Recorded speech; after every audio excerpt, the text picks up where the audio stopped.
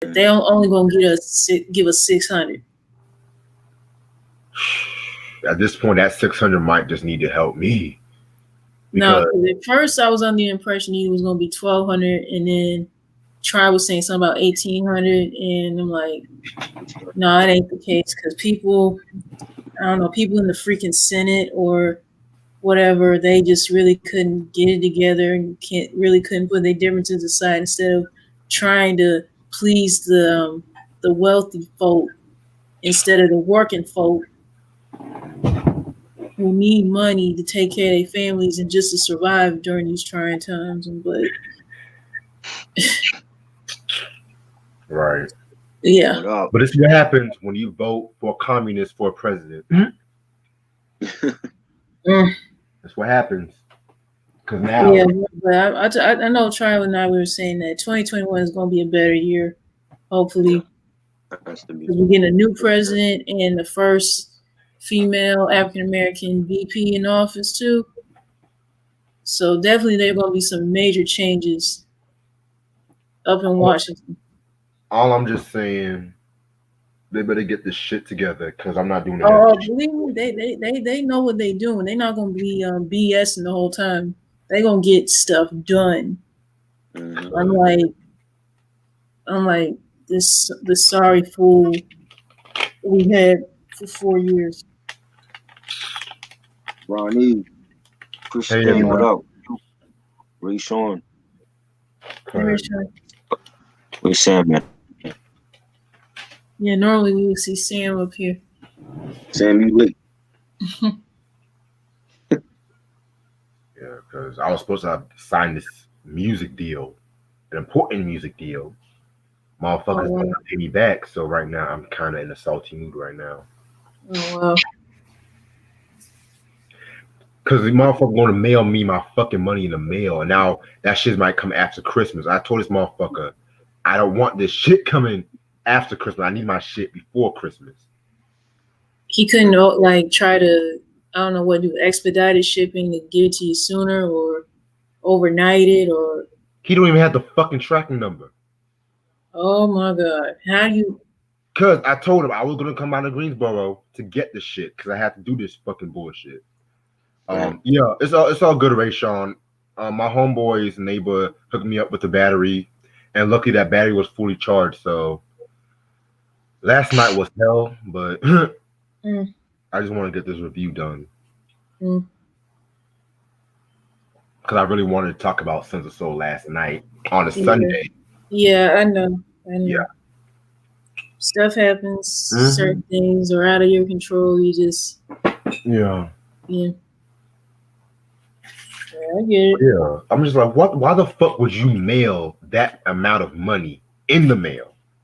That is crazy, and they don't have a freaking tracking number to even tell you. People just, I don't know. People sometimes they don't think before they do certain stuff. That's really my opinion. I witness that like almost every other day, even when I'm at work, because sometimes I be thinking the same thing in my mind. I'm like, do people really think before they even leave the house, and do they realize that certain things like you can't do nowadays because we have to follow the freaking executive order from the governor and all these other things and making. Wow, what in the world? Yeah, Ja Rule's album and shit. When did he drop that? He dropped it in 2003. This is pretty much like a diss album to 50 Cent Unit.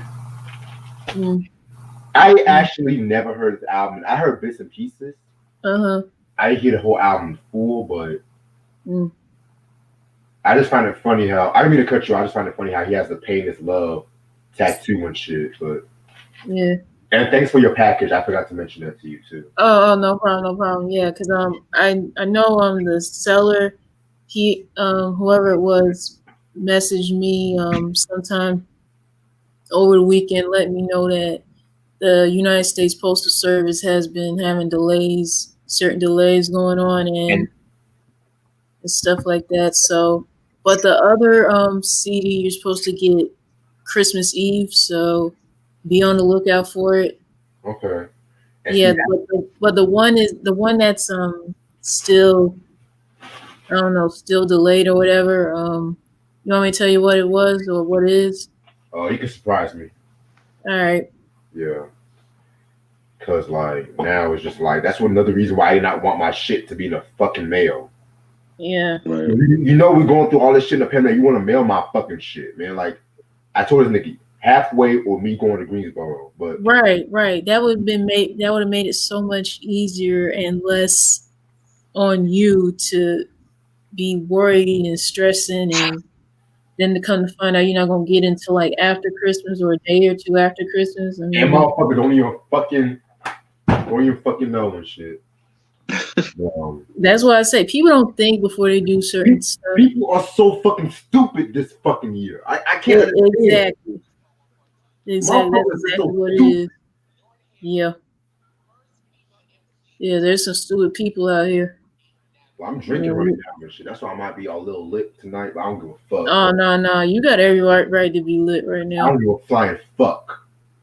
2020, you got every right to be lit right now. So.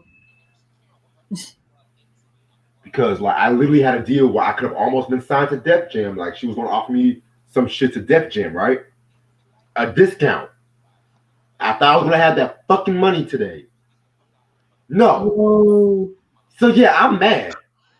You have every right to be. You have every right to be, man.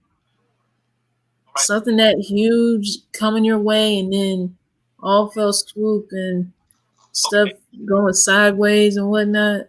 Right, and I'm getting a lot of love for somebody's doing your job on social media and shit. Motherfucker offered me a deal to get some shit on Hot 97, potential deal on Def Jam. If I had to pay it off a certain amount of money, but no. I can't even get that fucking money right now. So I'm pissed. Fuck that. But these are the same bitch ass niggas that want my fucking help, that want to interrupt me when I'm doing my goddamn videos and shit. It happens a lot. I can tell, like, even if we're in the middle of it, yeah, that definitely pisses you off. I can tell. And you know, Def Jam has always been my dream to sign and shit. Like, yeah, that's huge. That's really huge. Now y'all fucking with my fucking dreams at this moment. Well, if you on their radar, that is so messed up, man. If you on their radar, that's a good thing. Yeah. Right. You know what I mean? Yeah, you get noticed, and they really want you to be a part of that legacy, man. Right. How many artists could say they have their own podcast and their own Def Jam? Yeah. I'm saying bring this podcast along with you, Reg. Right. And you know I'm not gonna forget about all of y'all. I'm definitely not gonna forget about all of y'all. But now we have like everybody call in on the podcast. We have Christian and Ray Sean and them call in. Yeah. You know? Something like that. See now niggas mess with my fucking paper now. Nah. No. If you be messing with your money and what you're trying to do to get to the next level in your life, yeah, that's definitely a problem. Yeah. God damn. I'm gonna read it to y'all. Hold up. I'm gonna read it to y'all. Like I said before, this is the bullshit. This is why I get mad all the fucking time. This is why I get mad. Yeah. So, this chick said that, and mind, she's a professional music promoter and a video vixen. Vixen. Yeah. I can get your music aired on Hot 97. I can get you a record deal at Def Jam, and I can get your music video at United Masters official YouTube page. And they offer me, if I put in a discount of $80. But why you need to give her money to do all that though? Because she's a promoter. I guess she's a promoter and distributor and shit. That's a fucking right. Yeah. That would come at a price, but thankfully it was $80. Like I couldn't imagine if you like something like steep, like real steep. Yeah, because I literally told her I was on a budget. Yeah, she was going to say 150, but then she dropped it down to 80. Right. At least she was willing to work with you with that because she knew that you're on a budget and money's tight. Right. I didn't say yes or no yet. I just told her, let me look through your shit because I like to look through the people before I know. Like do a little research to know who you're going to be getting involved with. Unless she's a manager, I don't think you're supposed to be giving people money so that they can get you a record deal. I mean, he did the research first before doing it. It's not like he up and just gave it to her, and you know, just want to make sure everything is legit before doing that, and I can respect that. Yeah, but now it's just like, and she really wanted to work with me today, really. Oh wow, man. So right now, I'm just like, y'all fucking me. I don't even want to talk to nobody right now. I don't even want to smoke with nobody right now. I don't even want to vibe with nobody right now. I just want this whole fucking year just to be fucking over. Hey, we have less than 10 days of this crappy year, and we're gonna be in New Year before you know it. So right. But I want to talk about two things before we start. right. First of all, the E40 and Too Short battle was amazing. I know a lot of people asking me my thoughts about it. Mm-hmm. Personally, I definitely thought it was dope versus. It wasn't my favorite versus, but just glad that Too Short E40 did their thing. Yeah. I definitely got to get into more of E40's music and stuff like that. I know Sam recommended me to you listen to his first 5 albums, which I've heard in a major way a while back ago. Loved it. So, yeah, man. And pretty much Megan Thee Stallion is beefing with Asian Doll or whatever. What? Because I sent y'all a video this morning. Asian Doll? I don't know who that even is. So remember that song we talked about? Do It on the Tip off our album or some bullshit. So there was an OG version of that track with Asian Dolls first, and the girl Asian Doll pretty much got mad because she didn't get mad. She played her verse on that, and a lot of people made it seem like she has beef with Megan and stuff like that, and pretty much the City Girls jumped into it. Oh god, it's just a fucking mess. Like y'all have to watch that whole fucking video because shout out to the Impressive channel. Shout out to the Impressive channel because she be having me rolling and shit like that. You know, and then everyone's trying to make it seem like Megan's problematic and shit like that. Oh my god, man! The internet. For real. Stuff we be hearing on the internet just be wild. I'm stuck on Asian Doll, you know. Right. And then it's like, you know, when motherfuckers are mad at somebody, then everybody that's mad at that one somebody, they want to jump. Yeah. Like now Megan's hairstylist was trying to chime in. Oh now, my god. They're gonna bring up the whole Tory Lanez bullshit. Good God, man. Come on. I was like, this nigga still ain't deported yet.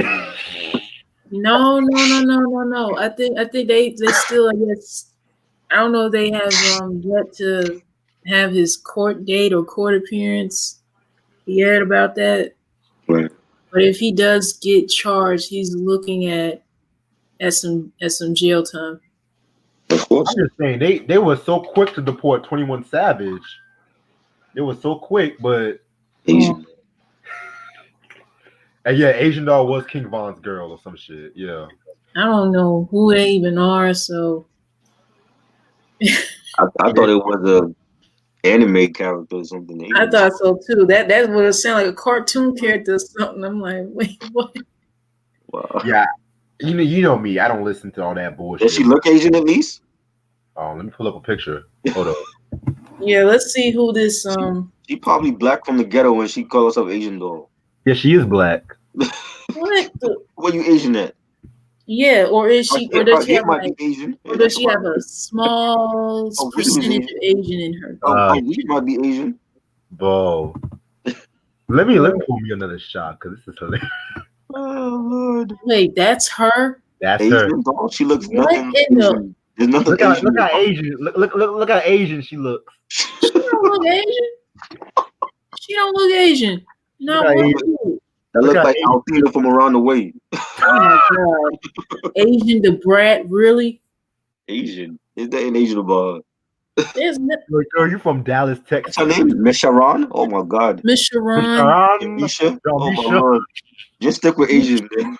Jamisha. Good God, man. Yeah, What kind she of name hood. is Jamisha? She hood.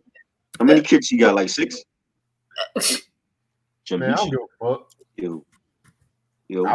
My question is, who would have kids with her? Oh God. Ugh. I would not go raw in that. Mm. Should I rather have a kid with Wendy Williams or some shit? Oh my God, no. Cruz, what up? Miss Sharon Jermisha rather- Allen. Wow. What a name. I'd rather have Oh my God. That's why she called herself Asian though, because nobody gonna pronounce her name. Exactly. I'd rather have a kid with fucking that fucking old lady from the Tyler Perry movie that plays Ella. You mean Cassie Davis? Yeah. Wow, man. That's the only dates killers. I'd rather have a baby. She want Rather to have a dumb baby chick. with Sharon Osbourne and touch Asian doll or some shit. She Oh only my date God. killers. What dude is gonna come out and say he's a killer? Like, what's wrong with him? And that's the thing. That's one thing I want to say. Like, I'm sick and tired of all these trap motherfuckers talking about free my nigga this, free my nigga that, when motherfuckers be killing random motherfuckers and shit. Like, yeah. Nah, y'all should not be talking about free this, free that until Sandra Bland gets fucking justice and shit. That's what I fucking say. Exactly. Yeah, her, Breonna Taylor. The list goes on and on, man. But yeah, let me pull up my notes because I'm ready whenever y'all are. Cause this I can't believe this chick. She claims to be a part of the Crips and got it tattooed on her in 8th grade. Really? Wow. Yeah, Ronnie. I'd rather have kids with Taraji P. Henson, all them motherfuckers and shit. Taraji look good for her age. That ain't bad. Yeah, 50. Yeah, you know who else? Your other favorite celeb? Lynn Whitfield or Regina Hall or Regina Hall. She turned 50. Yeah, I know. I saw her Instagram pictures and shit. Yeah. Like literally, she was posting like all fucking day on her birthday and shit. So I was like, damn. Of course. I mean, she has every right to do that. So it was her day. So not even I post that much on my Instagram. Yeah, that's true. Yeah. Even I don't be posing like that all the time. I might do it every once in a while. It's like, nigga, when y'all see me on Instagram, that means I'm on business. I'm not on these old thirst trap motherfuckers and shit like that. No. Nah. But yo, what's up, YouTube? How's everyone doing? I know y'all can't wait for this year to be over the same way I can, but same. It's your boy Reg in the building. Off the vodka, off the Remy Martin, about to be off some tequila in a minute. I got my homeboy Try with me. What up? I got my homegirl Ash with me. That's good. Before I start, I do want to again one more time apologize for me missing out on this review, but better late than never. Mm-hmm. And the album we're going to talk about, we're going to continue on with the 4 nights of one of the greatest R&B groups of all time, Toni. Yes. The 3 Tonys with some people consider the magnum opus, Sons of Soul. This was released in 1993 on Wing Records. So what? I'm weak, but 1993 on Wing Records and shit. Single this album is known for are Anniversary, If I Had No Loot, Lay Your Head on My Pillow, Leaving, and Slow Wine. Toni produced this whole album. This is the first album that they produced on their own. And if I'm not mistaken, no guest appearances too. Nope. The type of shit I fucking like. Anyway, so Toni, Sons of Soul. Where do I begin with this album? All right, so after the release of The Revival, they started participating in more soundtrack placements and whatnot. Like, y'all should know that song "Me and You" from the Boys in the Hood. Mm-hmm. When a fucking Trey and Brandy, Nia Long's character, they're talking about saying that you didn't even give me a ring. Well, I'm not ready for that yet. Y'all know what I'm talking about. Yeah. Then House Party 2, they did some House Party. I don't know what you came to do. Oh, I love that song. I love that. Then they did a fucking Poetic Justice, Waiting on You, which that's another cool song. And around this time too, they were really kind of mad about the music industry because the fact that like they were mad about the music industry about the way how music was changing, and you know how R&B was like R&B wasn't what it used to be.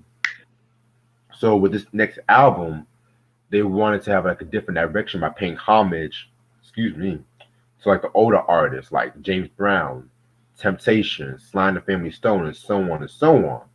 Which is why they call this Sons of Soul.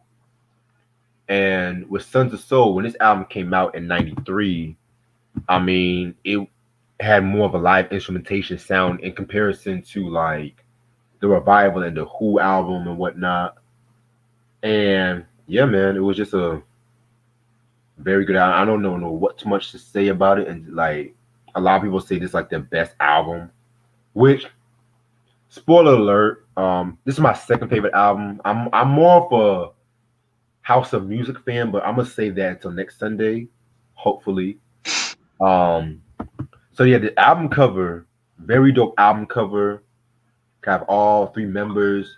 It kind of reminds me of the anniversary video a little bit. I don't know why, but just the little house and the abstract colors and stuff like that. Right. If I'm not mistaken, I want to say this is the most successful album. I want to say, but just about. Yeah, just about because it went double platinum and yeah. All right, so this album has about 15 tracks, and let's get this shit started. So, track number one, If I Had No Loot, very funky, fun kind of track, feel good track. What 2020 Toni does the best, kind of reminiscent of like the Revival in a way. I find it interesting that it uses the Ice Cube sample, the when he's like, "You can New Jack Swing off my nuts," some shit like that. Yeah, man. Very, very dope track. It's pretty much talking about would your girl love you if you had no loot and whatnot, or pretty much just like, yeah, just pretty much like if your would love you had no loot and stuff like that. You know how these females are always looking out for the next highest bidder and some shit like that. No shade. But this is a very funky track, fan favorite to a lot of people. I love it. Yes, definitely a great track to start the album off. It was the first single. I remember I used to always see the video on like Video Soul on the countdown, and real funky track, like the beat and the bass line, DJ scratches. I think that sample with the that line you were saying, I think that was from a Cypress Soul song, right? But Sendor was on there. If I'm not mistaken. The Cypress Hill line? Hold on. Yeah, like you can New Jack Swing on my nuts or something like that. I think that was Sendor. That was Ice Cube off the Wrong Nigga to Fuck With. Yeah. Okay, that Ice Cube joint, and you know, I like the chorus. You know, Raph singing. You know, everybody seems to disappear on me. Can't trust no one. As far as I can see, I could be that fly. If I could be that fly on the wall, listening to my friends talk about it all. It's a great song. You know, love it definitely. If I had no loot, love that shit. Great chorus, and just basically, I think he's like talking about like, you know, fake friends and you know, him trying to depend on them for you know, for help or whatever. Then they no longer there. And I think a lot of us can relate to that. So definitely a good track. Yeah, If I Had No Loot, definitely one of my favorites off this album. I know it's definitely a favorite of my dad's too. Yeah, what I got out of this song pretty much is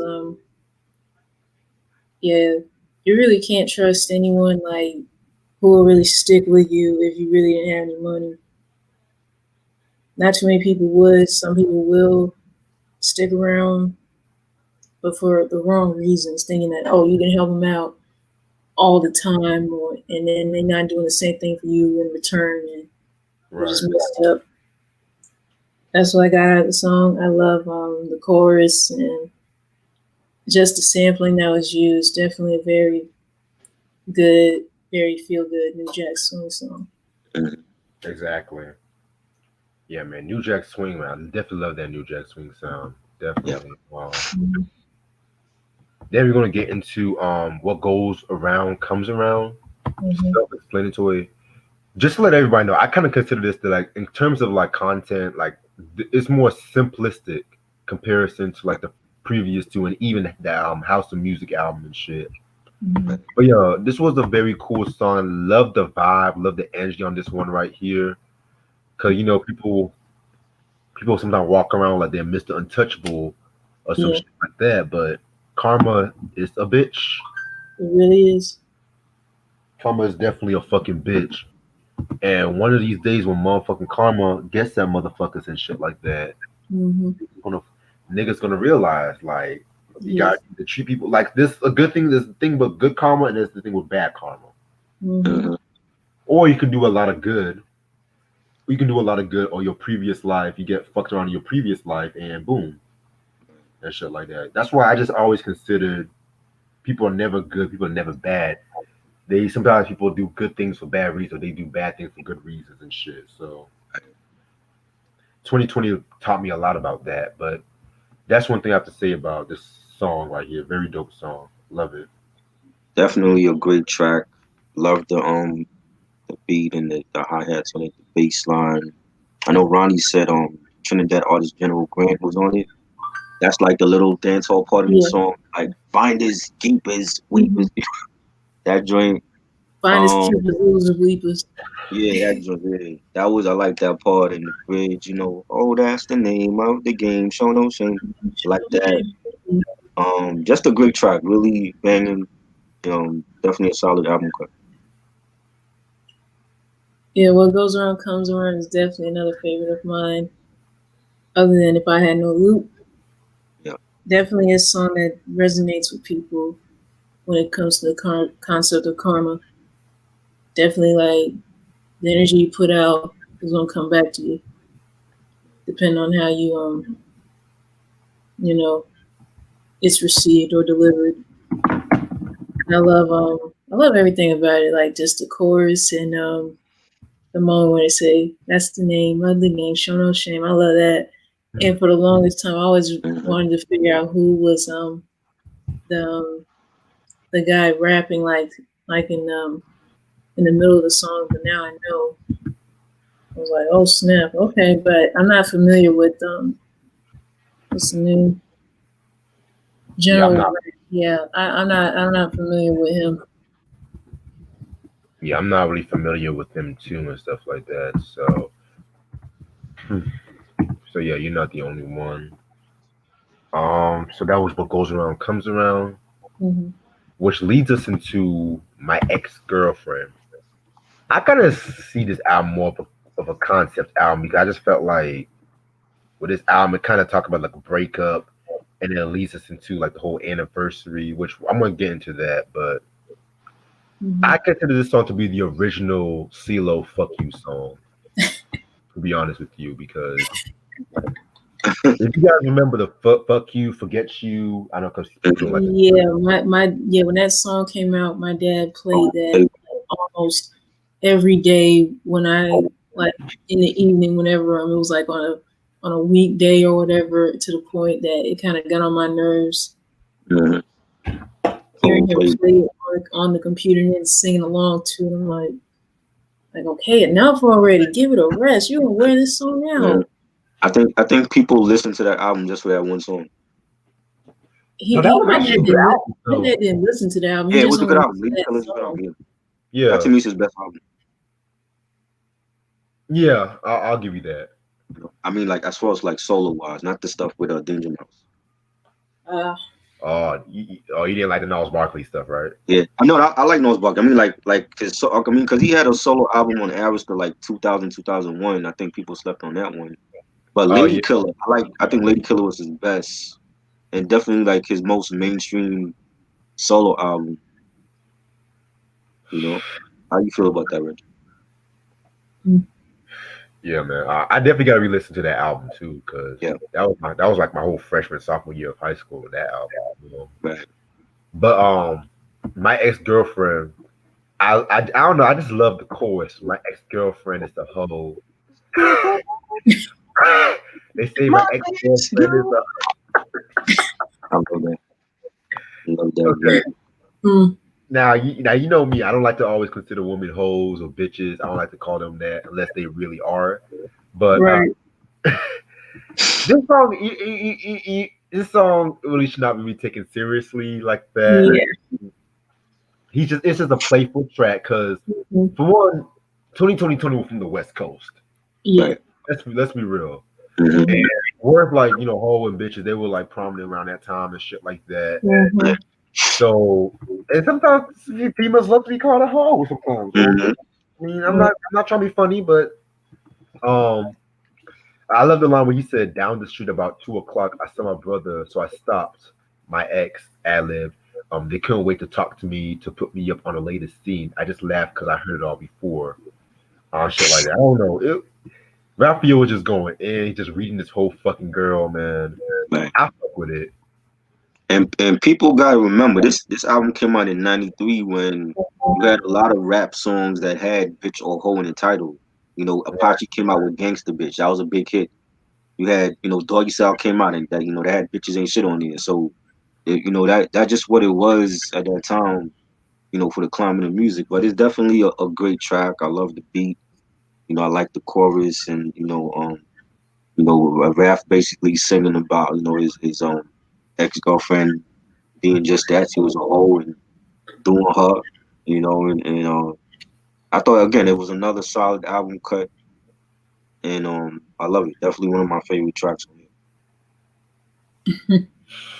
Yeah, my ex girlfriend. Yeah, I didn't take the song seriously. I felt like it was a little playful as I was hearing about it because, here. I mean, people can interpret it any way they want, or some people who I guess who've been in situations they feel like, yeah, their ex girlfriend was a hoe or Mhm. whatever. Some people could relate to that. Who's to say? Yep. But yeah, it wasn't a bad song. But I know my mom has this album too, and whenever this song comes next on the Mhm. track list, and she would skip it for some reason. I don't know why.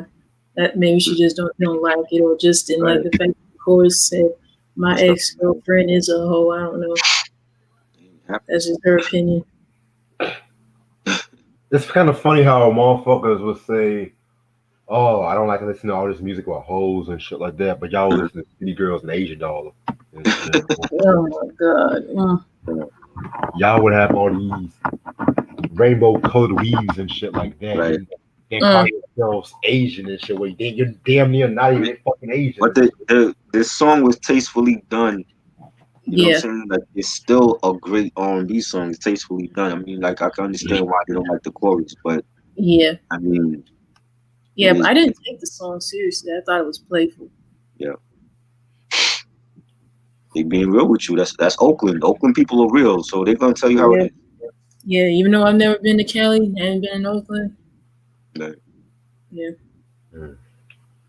Yeah, man. So that's our ex girlfriend, and then which leads us to like the continuation, in my opinion. Tell Me Mama. Very cool song. I kind of consider this like uh, the 360 from my ex girlfriend, where he's Mm, just trying to figure out what went wrong in the relationship mm, and whatnot, and how we can be able to fix it. Um, I love the line where Raphael said, "Don't mean to sound like a wimp. I played the role of a pimp. I don't know mm, what it was that took over me. Tell me, mama," and stuff like that. I love that line. mm. Um, nice horns by the fat lip horns and stuff like that. Very very dope. Love it. it definitely has a soulful like Sly and the Family Stone vibe Yes. to it. Real nice horn section, beating the bass line. Love the chorus. Tell me, mama, where did we go wrong? Love that. Real melodic. Like I said, like another like every track on here, even if it wasn't a single, every track on here like stood out. Every track on here was solid. and this definitely could have been a single. Definitely a real funky track. I love it. Great singing by Raphael. Definitely a solid cut. Yeah, Tony Mama is definitely another one of those songs that I could see as a single too, because it was just that good. It definitely the transition from my ex girlfriend to this, it was something that was a little unexpected, but definitely a good change up. And it does talk about like what really went wrong in the relationship, and I'm pretty sure people can relate to that. Like thinking to themselves, like, what in the world did we do wrong, or did we, where we went wrong in certain instances of a relationship or whatever. And I feel like it's one of those songs that, yeah, it does give you those 70s vibes. Something like Sly and the Family Stone or whatever, one of those big groups from the 70s could probably pull it off too, because of the instrumentation being used. Yeah. I definitely agree. I definitely saw a lot of Sly and the Family Stone when it came to this album and stuff like that. Yeah.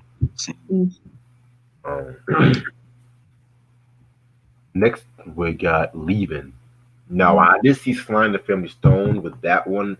This song kind of had like a Motownish feel to it, especially falsetto, kind of like having like a Eddie Kendrick, Smokey. Oh, I was gonna say Smokey. Yeah, Smokey Eddie Kendricks. Yeah. I was gonna say that.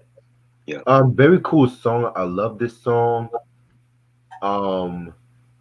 Yeah, man, it's a nice choice for a single. I feel like this song does not really get its props in comparison to like Lay Your Head, Anniversary. Hell, even If I Had No Loot, I feel like this one kind of goes under the radar.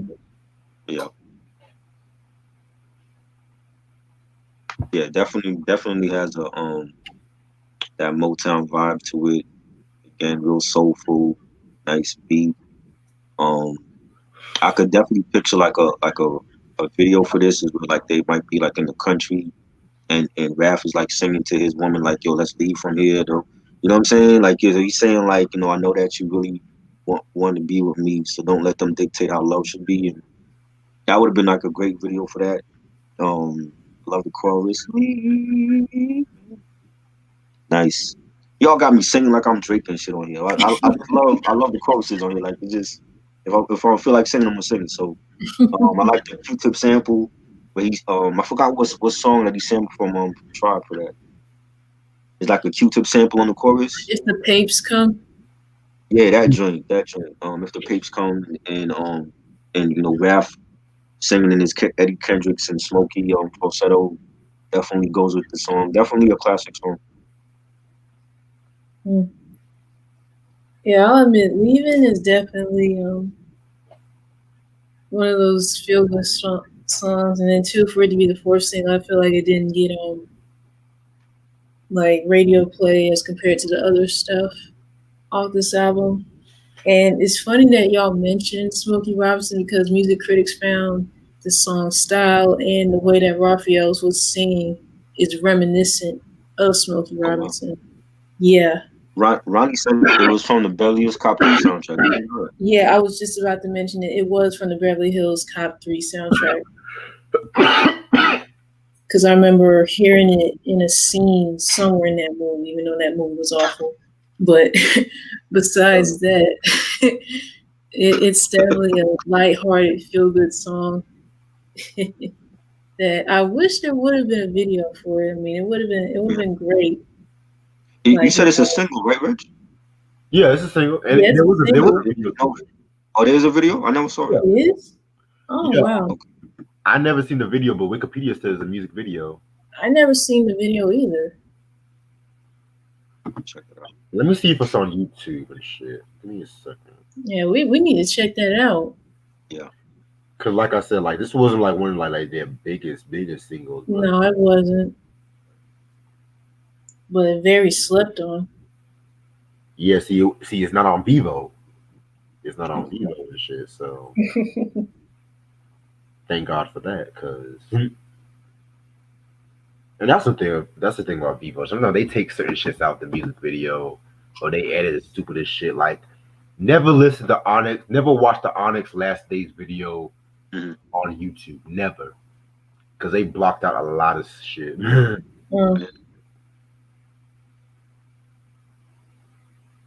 What did they block? I remember the Last Days video. What did they block out of that video? Man, pretty much. I'm just gonna put it to you this way: the whole Sticky Fingers verse is all scratched up. Oh, okay. I'm just gonna put it to you because I can't even think of all the curse words, or hell, all the naughty words that censorship thinks is bad and stuff. That's the thing. I hate censorship so fucking much. I don't give a fuck. Like, they didn't censor shit in the fucking Bible. Why the fuck we have to censor our fucking music and shit? Right. Why? Because the kids. Well, newsflash: the kids are already fucking. They already know the shit. Like, just like Sly Stone said, babies making babies. Fuck that. Yeah. Shout out to Sly and the Family Stone. Rest in peace, Cynthia Robinson. Yeah, a lot of Sly and the Family Stone love tonight. That's what I love. You know. So we talked about leaving. I'm gonna send you the video if I find it. If I like get myself situated. But then track number 6, Slow Wine. Oh my fucking God. Woo! Oh, Slow Wine. Toni does it again. I mean, like, this is how you do a dance hall mixed with R&B. This is how you do that shit. Like, and mind you, most of this album was like recorded in the Caribbean. Yeah, it's funny that you said that they did record some stuff from the album in Trinidad. Yeah. Trinidad, yes. My family's from Trinidad, so that's that's right. You did say that. Yeah. My mother's side of the family's from Trinidad. Oh. Yeah, I got some Trinidad on my dad's side too. Okay. That's what's up. Cool. Yeah. And I actually have Trinidad. I don't just say that because I have good hair and shit like that in comparison to all the other people. You know? One compliment about some hair, they automatically say, "Oh, I got a little Indian in my family." I'll shut the fuck up. No, I can say that because I do have Indian in my family. From my great grandmother on my mom's side, but I just don't know if we descended from some tribe or whatever. But hopefully, if I get like some actual money going, I might. Hey, Reg. Oh. Hey, respect. Nice. Yeah. Hopefully, one day if I have like actual money, I might do that Ancestry.com or 23andMe thing just to get a breakdown of my ancestry or my roots. So. Hell yeah. Yeah, man. Like y'all take notice on your ancestor notes and shit like that. Like because I got that thick hair, and I know my great uncle, his hair was like mine. His was like slick and smooth and just silk and smooth. Okay. Yeah. All right. Well, back to Slow Wine.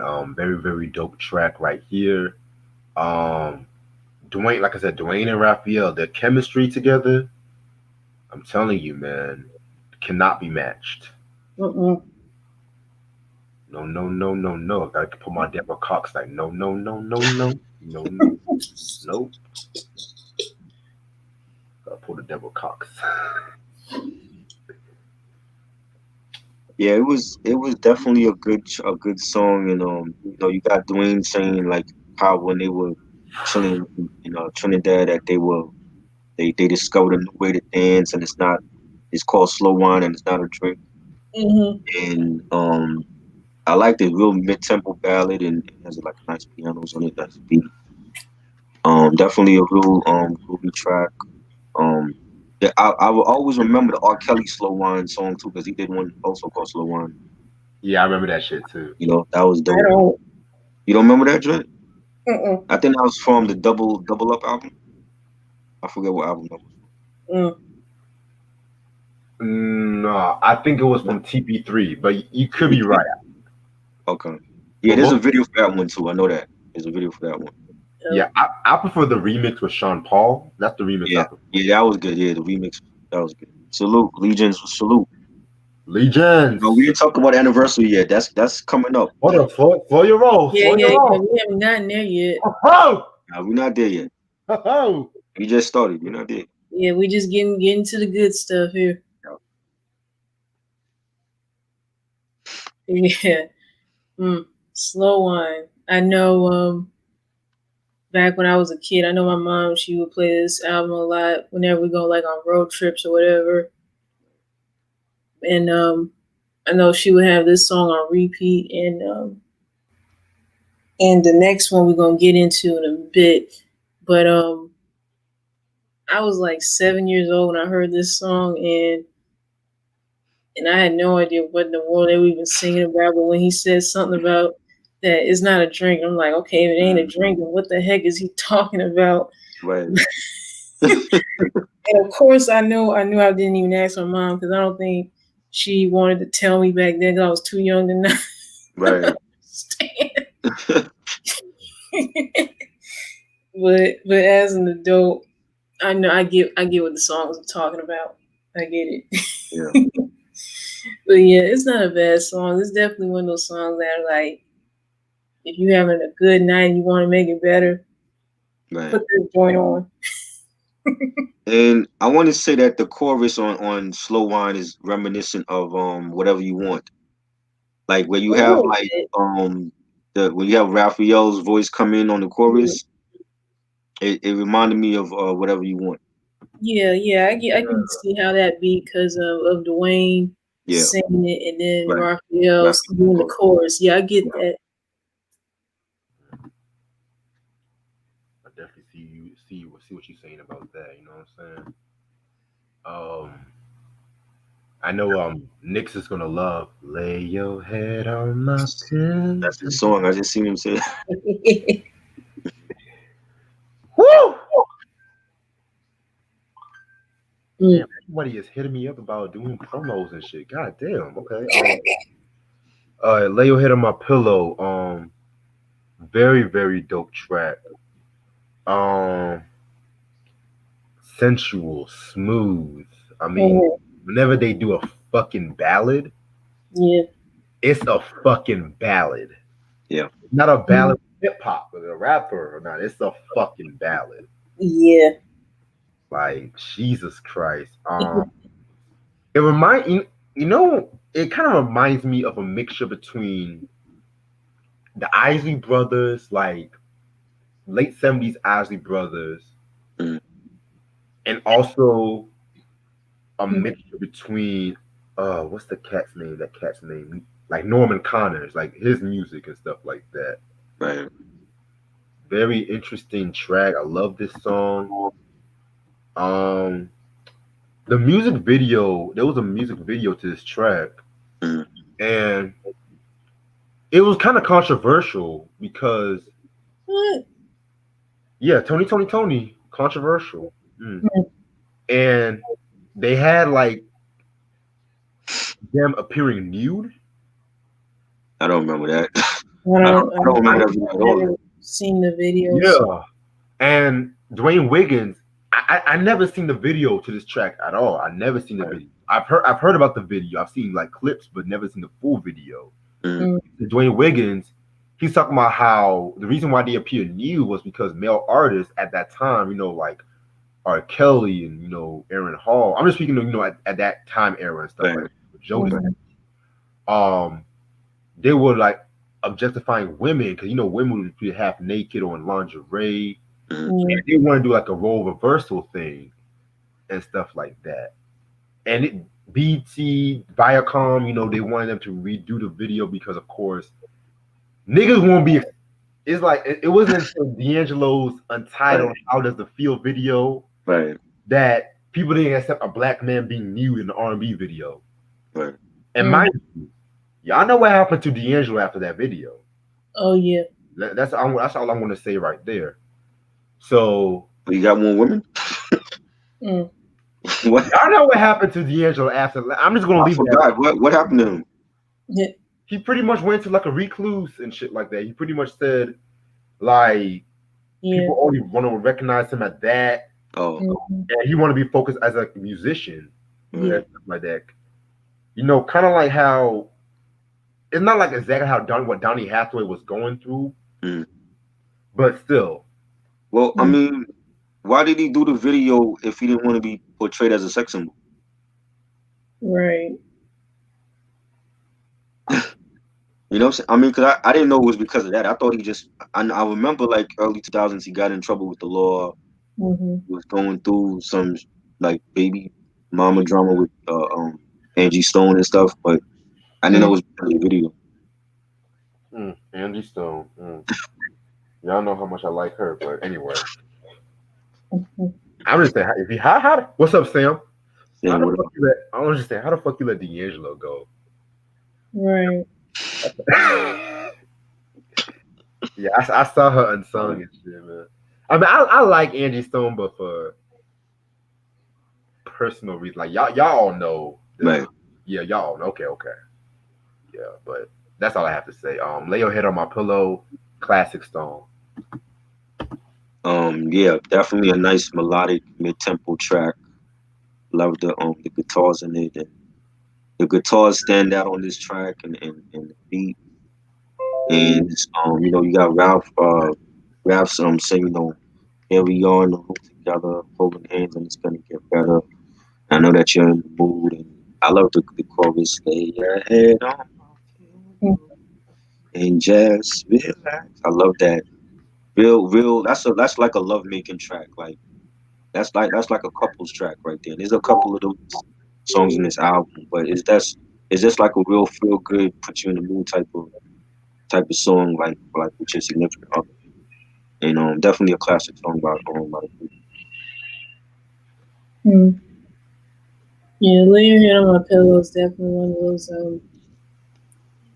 tracks that yeah, I'll admit it wasn't bad. It's definitely one of those. It's definitely one of those songs that are just made for the grown folks. Like these young kids wouldn't know nothing about that, or wouldn't even know a good song if it hit them. And that's what this is. An all-around good song, even though I've yet to see the video.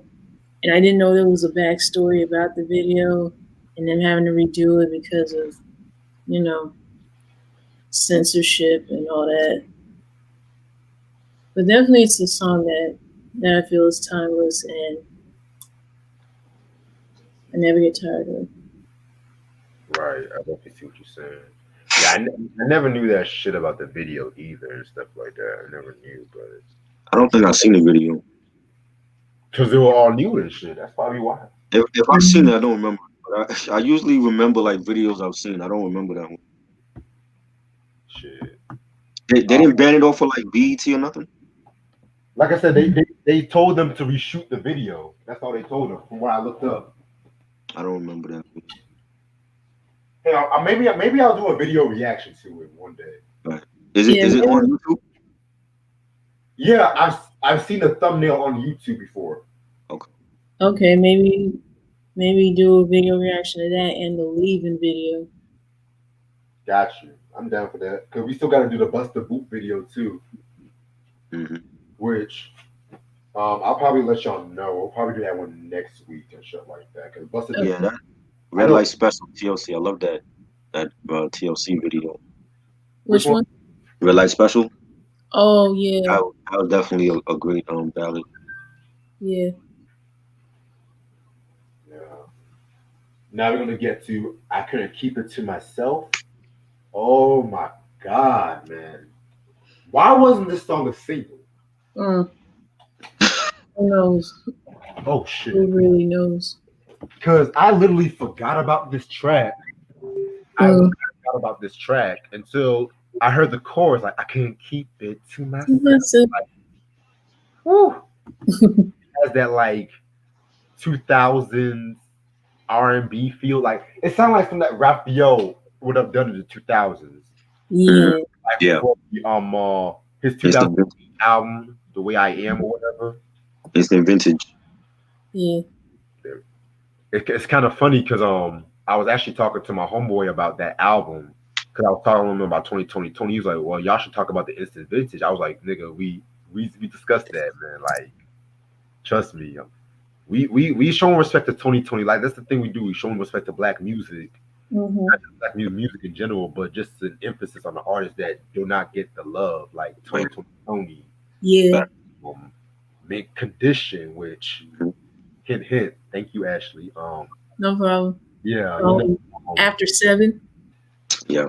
oh my god, After 7. they were more than just Babyface's brothers. Mm-hmm. Hell, the album that Babyface did not produce is one of the best albums they've done. Right. Right. The one from '92. Oh yeah, that one. Yes. Hell, the Baby I'm For Real. Woo. Jesus. And then they were showing off when they threw in the Take to the Sky. They were showing off. Right. See, after 7, man, that's another group right there that it amazes me how much great shit gets swept under the rug. Like everyone always goes Ready or Not. I love that song. But there's more to their stuff than that. Can't Stop. Mm-hmm. You're taking on me. Like, I love that one. I love Till You Do Me Right. Come on, man. Like, yeah, I love that one. I even love their rendition of Sarah's Smile. That was dope. That was yeah. All notes. Yeah. All notes. Yeah, my mama loves that song too. Yeah, I love that. This nigga said they were singing about a black girl.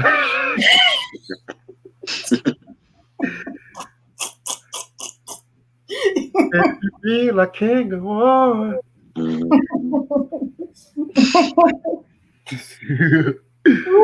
Oh, he's like, oh.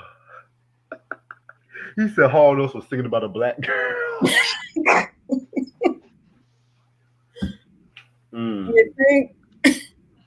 You know what? Hell, I know one song, The Doors. I think "Hello, I Love You." Jim Morrison about a black girl and shit too. He saw in the video. Niggas don't know that, so I would not be surprised. Like, hell, David Bowie married Iman. You know, white men love them, some black women. Yeah. But one thing I have to say before, I know we're talking too much. Black men, if you're gonna date white girls, make sure you date a sexy white girl. I'm sick of telling y'all dating these frumpy white girls like that. Y'all making us look bad. All right, that's all I have to say.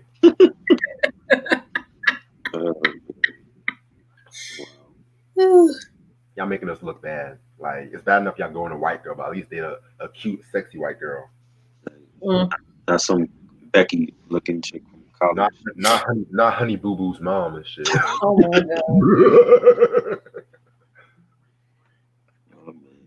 god. I'm done. Okay. Yeah. Yeah, that was couldn't keep it to myself. Definitely a dope track. Like the beat, real groovy track. The horns, the bass line, like the chorus. I had to tell somebody. Couldn't keep it to myself. I love that joint. Again, it has like it reminds me of like a Sly and Family Stone song that you've heard before. You know what I'm saying? Yeah. But it definitely has that funky vibe to it and real upbeat. I feel like Raph was singing about like, you know, getting something from a chick. Yeah. And it was so good that he couldn't keep it to himself. He had to tell his friends and his family. You know what I'm saying? And definitely a great track on it. Couldn't keep it to myself. Definitely another underrated song off this album. I feel like it could have been a single, you know? Yeah. Just the chorus is just very catchy. Had to tell somebody, couldn't keep it to myself. I mean, come on. Yeah. You can't get nothing better than that. All right. Yeah. And yeah, I get I feel like I have to agree with Trey. I feel like it was what Raphael was talking about in the song with that.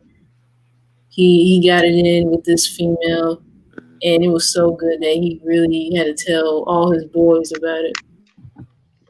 Pretty much.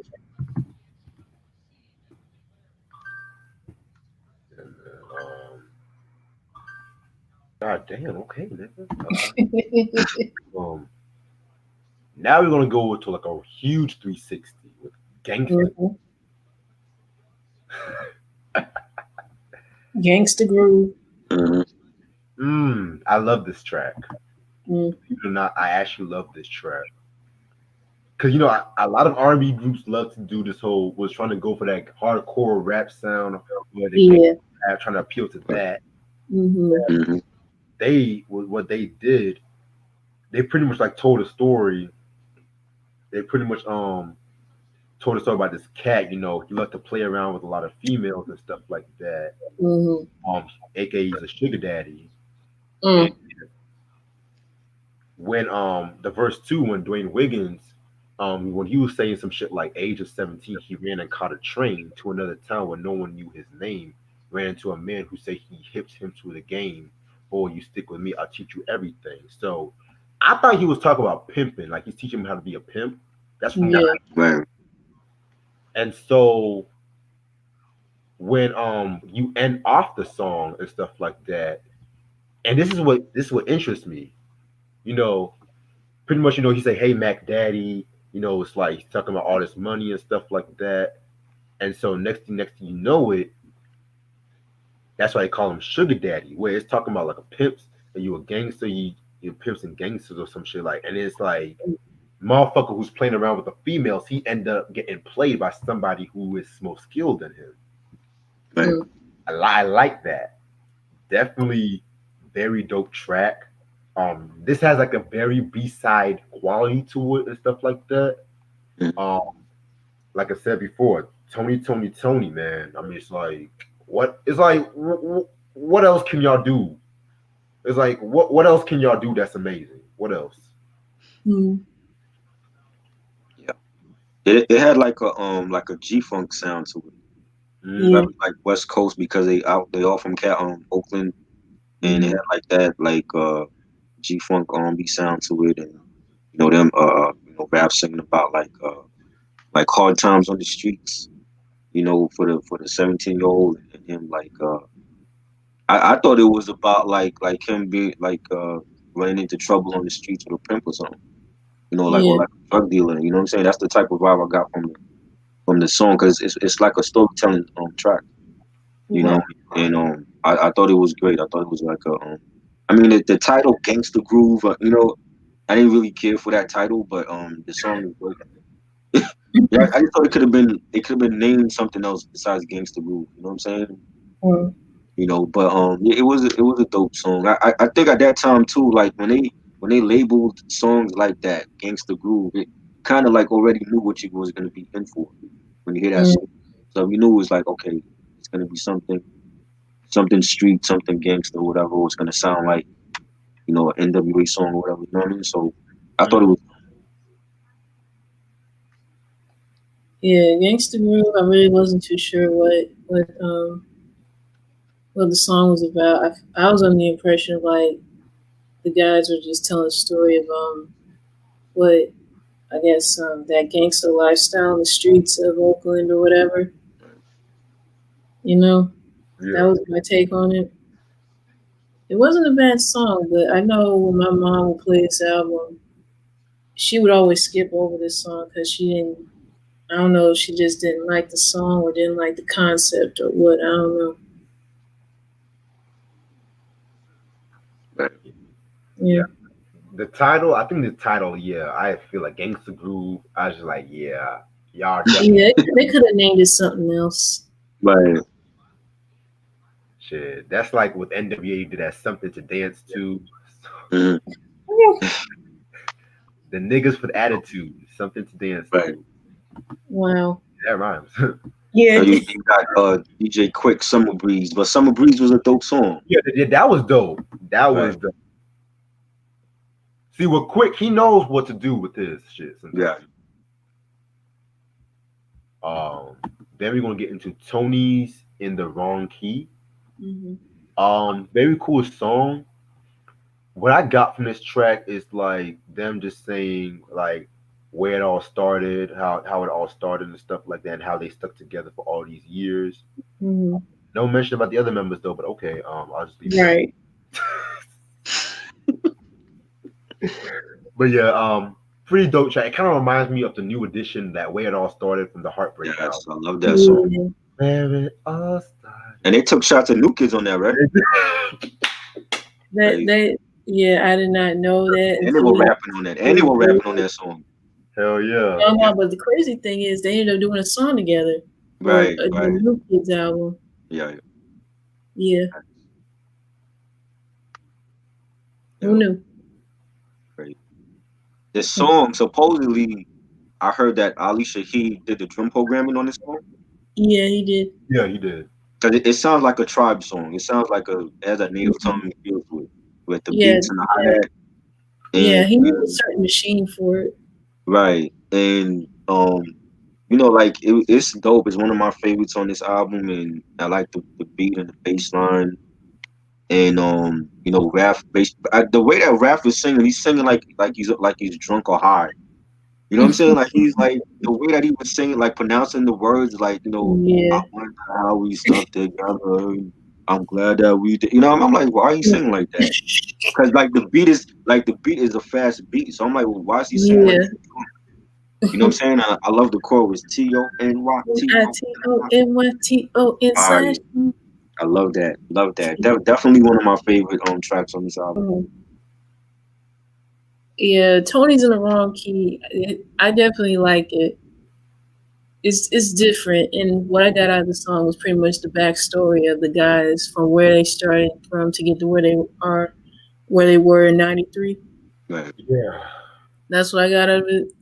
But yeah, I had to agree with Try because I really was not expecting Raphael to sing the way he did on the song because I don't know if he was either high or drunk the way he was singing it because yeah, you got this fast paced beat going with the drum machine and all that. I would expect Raphael to sing the way he normally would on a fast paced song, but he definitely switched it up on us with this right here. I don't know if he was trying to be playful with it or just want to do something to make himself stand out more. Right. Or what? I don't know. I don't know. I just don't think it fit the song. I don't think it was needed the way that he was singing the song. Yeah, it to me it was just a little weird. Yeah. But overall, it wasn't a bad song. So. Yeah, I see what y'all are saying. Yeah, I definitely see what y'all. I don't really care too much for Raphael because he's always been that like kind of like he had that playful kind of side to him sometimes. Mm-hmm. But yeah, I think he probably was coming off as playful on the song, but and this was '93. Yeah. And Midnight Marauders came out. So supposedly he produced the title track with them. Really? Yeah. The Midnight. Okay. I heard he did some work on that album though. I didn't know exactly what. Yeah, I heard it was a title track. I don't know if it's the whole album. See, like I said, the Tribe, Tony. Yeah. Well, he was a part of the UMA, right? Or no?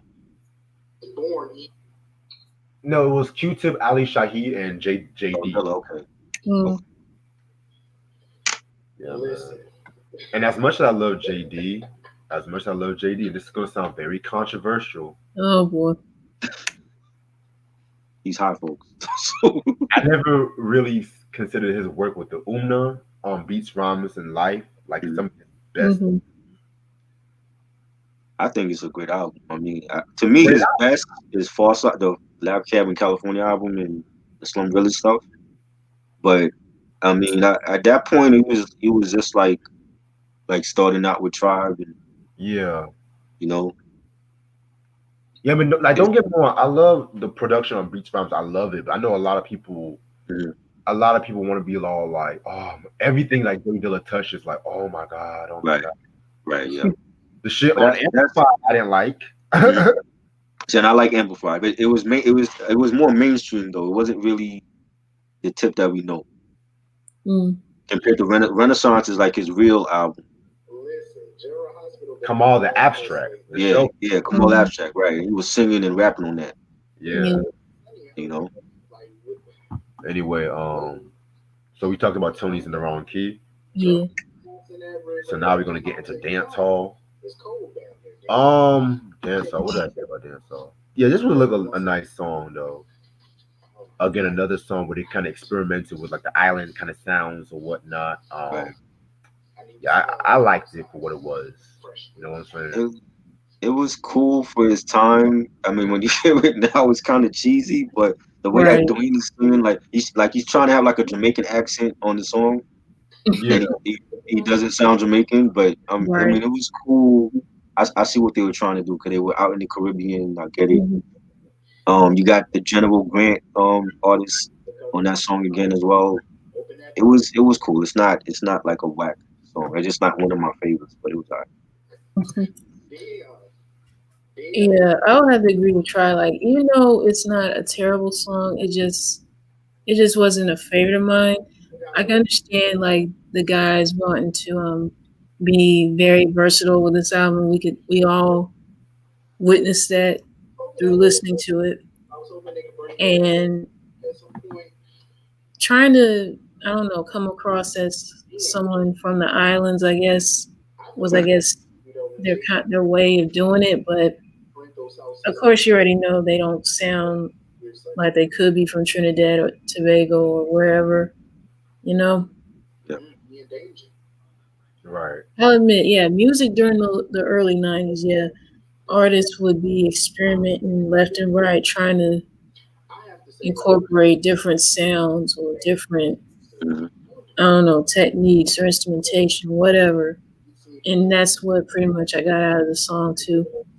It wasn't a bad attempt at it, but it's just one of those songs that I wouldn't put on repeat. Yeah, I see what y'all are saying. Then we're gonna get into like a little skit called Times Square 2:30 a.m. Hmm. Nothing really to it. I didn't really write any notes for this one to be real. This skit is basically like if you know anybody that's been in Times Square, that's how it is. It's always people out there. 2:30 a.m. You could go out there. It's like traffic. You got people getting off of work, or they going to work, or they getting something to eat, or they partying. You got like the homeless guys like rapping on the block, and then you got the Hmm. I guess like Tony was like giving him money, and he was Yeah, like rapping on the corner for dollars, and you yeah, got like cop sirens in the background, and just like a whole bunch of street noise. That's basically what Times Square is when you come to New York. yeah. Yeah, what I got out of the song is like pretty much what y'all were just saying. Pretty much, it'll kind of make you feel like you are in New York in Times Square, like on all hours of the night or whatever, and then you come across a homeless man singing on the corner for money, just so he could like get his next meal or whatever.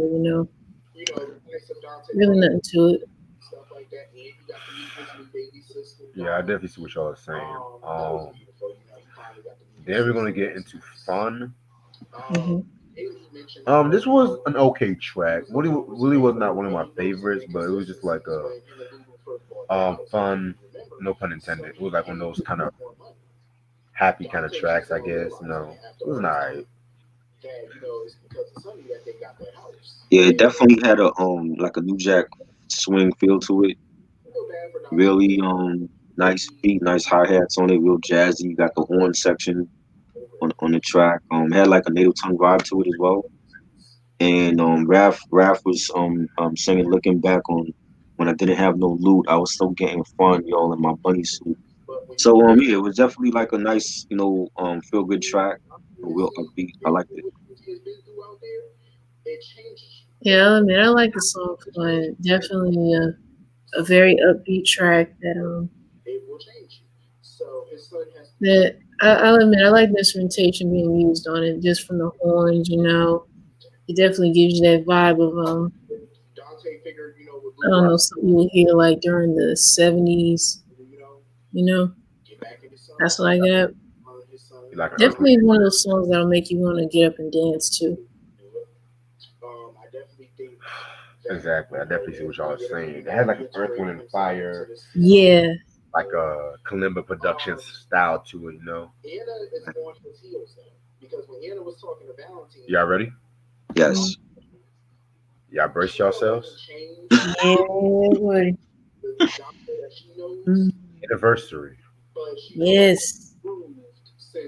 Oh wow. My favorite track off this album. It's like probably one of their top three signature tracks next to "Feels Good." If you ask me, Right. I mean this. I mean, a lot of people know the radio edit, but if you get Yeah. the album, it's close to like 10 minutes. Yeah. Mhm. The once you hear that, dun, dun, dun, the once you hear that violin kicking in,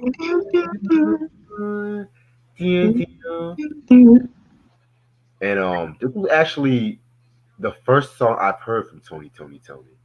Oh wow. Yeah. Oh wow. Yeah, y'all really thought it was Never Rains in Southern California. Nah. Yeah. Yeah. As much I love Never Rains, Mhm. but like this song right here, definitely a very seductive track, timeless track. Um, Raphael was definitely showed a very dope performance. Mhm. The video was amazing. I love the video too. Right. Um, like tomorrow will come and Yeah. girl, I can't wait. It's an anniversary. Mhm. Anniversary. Like it's such Yeah. Mm. simple track. Yeah. And considering the fact that we started off the album with like "If I Had No Lou" and we came Mhm. calling your ex girlfriend a hoe, and then Mhm. back around y'all getting back together towards your anniversary and shit like that. And that's how Mm-hmm. Black Love should be. That's how an Mm-hmm. R&B album should end off and stuff like that. Mhm. I agree. And then the chorus, like it's a special day when all the Mhm. vocals combine together in a unison. Mm-hmm. Yeah. You are warm inside, Yeah. like I love this track so much. Like it was nominated for 2 Grammy Awards, Oh for Best wow. R&B Song and Best R&B Performance, which ironically they both lost. Mm. Hmm. That's crazy. Let's see Yeah. what let's see who they lost to for Best Let's R&B. see that. Probably Boyz II 93. Men or something. They probably lost the Boys to Men. Yeah, 1994. Oh, Jada Jackson. That's the way love goes. Okay. Oh Okay. yeah. Yeah. Yeah. That song was All big. right. I give them that. That's R&B performance. Okay, 1990. Sade, No Ordinary Love. Oh wow. Another Oh man. Ah, damn. I can't Yeah. Sade now. That's See, that's how the R&B in the 90s was just Yeah, it was just yeah. neck to great. neck to neck. Like, Yeah. ooh, Yeah. That's how you know music back then was woo. that dope. Cause I thought it was like some Unlike how it is now. Yeah. right when it's like people just masquerading as R&B artists and shit like that. Like one, There's only a few that I could really say that truly are R&B. Others they're just not even wouldn't even come close. I agree. right? Yeah. Like Jesus Christ. Mm. Ronnie Darkshaw Jerkins sample anniversary track for Henna. I gotta check that track out. What? Dark Child. But see, Dark Child, he be having his misses too, low key. I'm not gonna lie. I love Dark Child, but sometimes he be having his little misses too. Which that's the Vlad interview I have to watch too. Dark Child. Mm. I just started watching Leon's interview today and shit. Mm. This nigga Vlad was asking about the gang members and colors. I'm like, here this nigga go again. Here this nigga go. Mm. So Vlad. Yeah, But to end off, what I have to say about Anniversary, very dope track. Love it. Play this track on your anniversary and you'll get some pussy. That's all I gotta say. mhm. Definitely a pussy getting track because it's truly like one of the best ever ballads. The way that it was crafted and the whole tone of it, the instruments being used, the orchestra and the violin, and the way that Raphael sang it. You know, that's probably you could say one of his best vocal performances for any song, Mm-hmm. I agree. especially like for a single. You know what I'm saying? Yeah. I agree. Like his heart, you could tell like his heart was really into it. You know what I'm saying? Like this is a couple song. Like Mm-hmm. you know, this song is like Valentine's Day, Yeah. birthday, any special day with your significant other, Mm-hmm. and Birthday. um, everything about it. The chorus, do you know what today is? I love that. Mm-hmm. And everything about and then being that it's the long version they put on the album, and when you get to a certain point, it starts to break down, and then Mm-hmm. he's it's just basically rapping the guitar, and then later on the beat comes back in. I love that whole breakdown of the track, and it builds right back up. That's how you And, do a real ballad. You know what I'm saying? And like I never seen them live, but I could almost picture them doing that song live, mm-hmm. and people going crazy when that song come on, and it's a signature song for them. From the And, very beginning, when you hear the guitar, ding, ding, ding, ding, ding, and it definitely is a great song. It should have won some Grammys, but when mm-hmm. you going up against Sade and Janet, those were breakthrough Yeah. albums for that time, and that's when R&B was great. It was like a competition. Mm-hmm. Right. Everybody was doing the best stuff. You know what I'm saying? And it's definitely the, a great song. One of my favorite songs from this group. Probably the best song on the album. Definitely a classic track. Sick and tired of niggas using the same 808s for every R&B ballad and Right, shit. right. And they didn't do that back then. It's like Hell you had no. one or two people using that once in the blue. Everybody had Mm-hmm. their own lane and they had their own style back Sometimes I can't even tell the difference who I'm listening to on the radio now. then. Right, Oh my right. lord. Yeah. And same with rap. It's like that with rap too. I don't know if Yeah. I'm listening to Young Thug or Two Chains or wait, Yeah. I take that back. Two Chains actually makes good music and shit. Mm, I don't know, right. Young Thug or Lil Wayne or Mm. what's that motherfucker's name? Rich Homie or Lil Show Uzi me or Quan. Oh god. yeah. And the thing with those artists like Rich Homie Quan and Future, they were raised with the Dungeon family, so Exactly. they should have a better pedigree. And I don't get it. I Mm. mean, I understand people want to make their own lane. I understand that, but nigga, what the fuck is what that one song Future had and shit like March Madness. Can't Mm. I can't stand this bullshit. It was just different times. Like everybody had their nobody. If you got caught trying to sound like somebody else back then, it was taboo. It was like a no-no. Mm. You couldn't do that in music. You had to be yourself, and we don't have that no more. It's too much copycatting and people trying to milk the next big artist. Don't worry, because 2021, I got some shit for the ass. Don't worry about that Wow. shit. Don't worry about that shit. I got some shit for everybody's ass. Mm. Oh Okay. yeah, Reg be on some different shit. I definitely believe that. Yeah. You know. Shit. Alright. Okay. Anniversary is definitely one of those timeless songs, especially in their discography as well as their career. I'll just say that just when you hear the instrumentation at the beginning of the song, you already know whose song it is.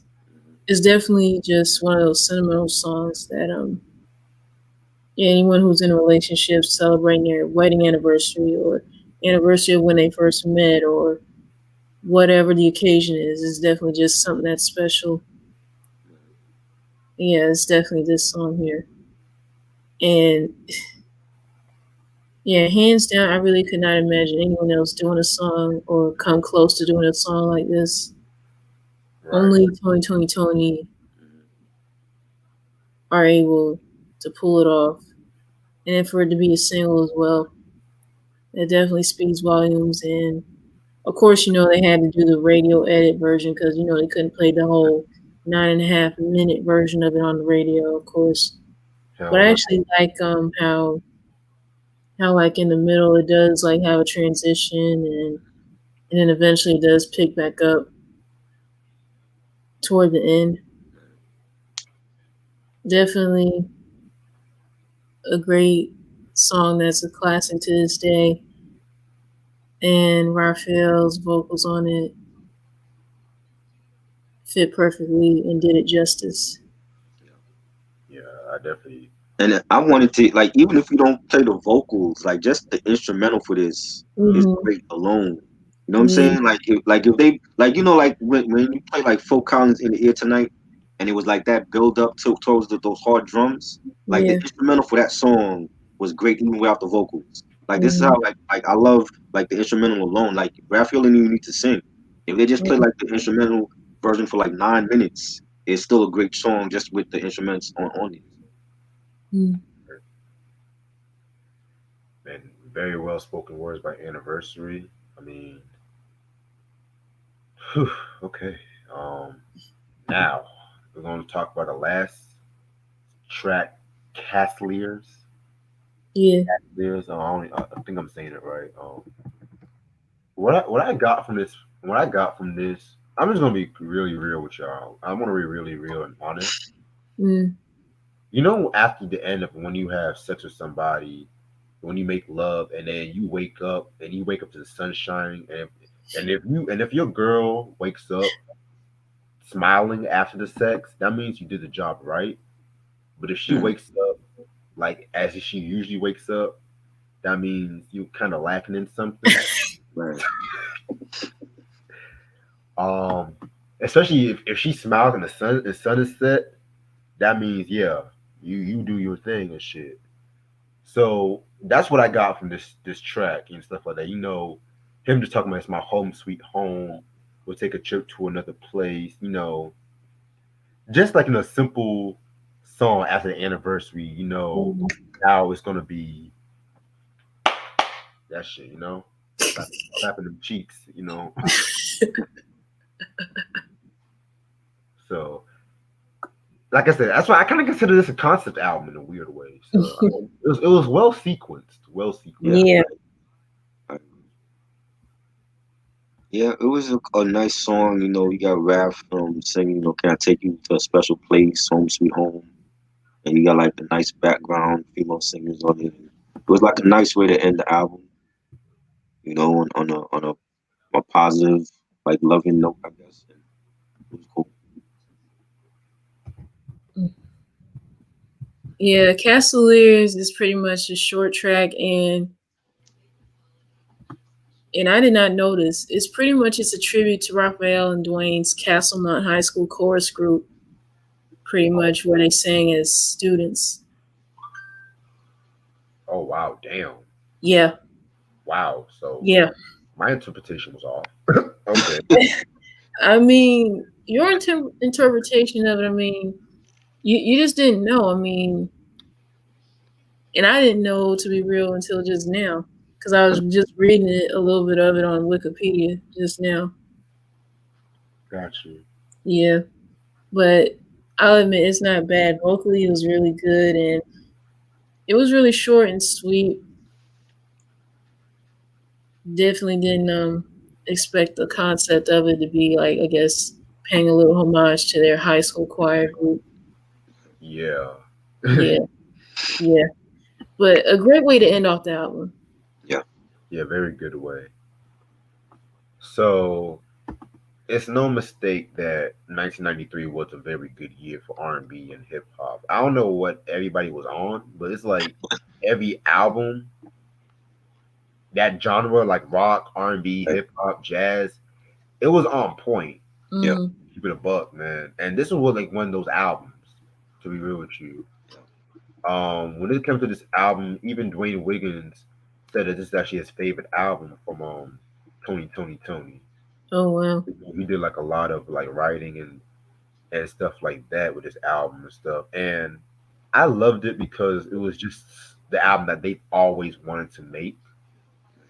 I personally feel like, a lot of people say this is like the best album, which I'm gonna save that for next week. I'm gonna save that for next week and shit. So Mm.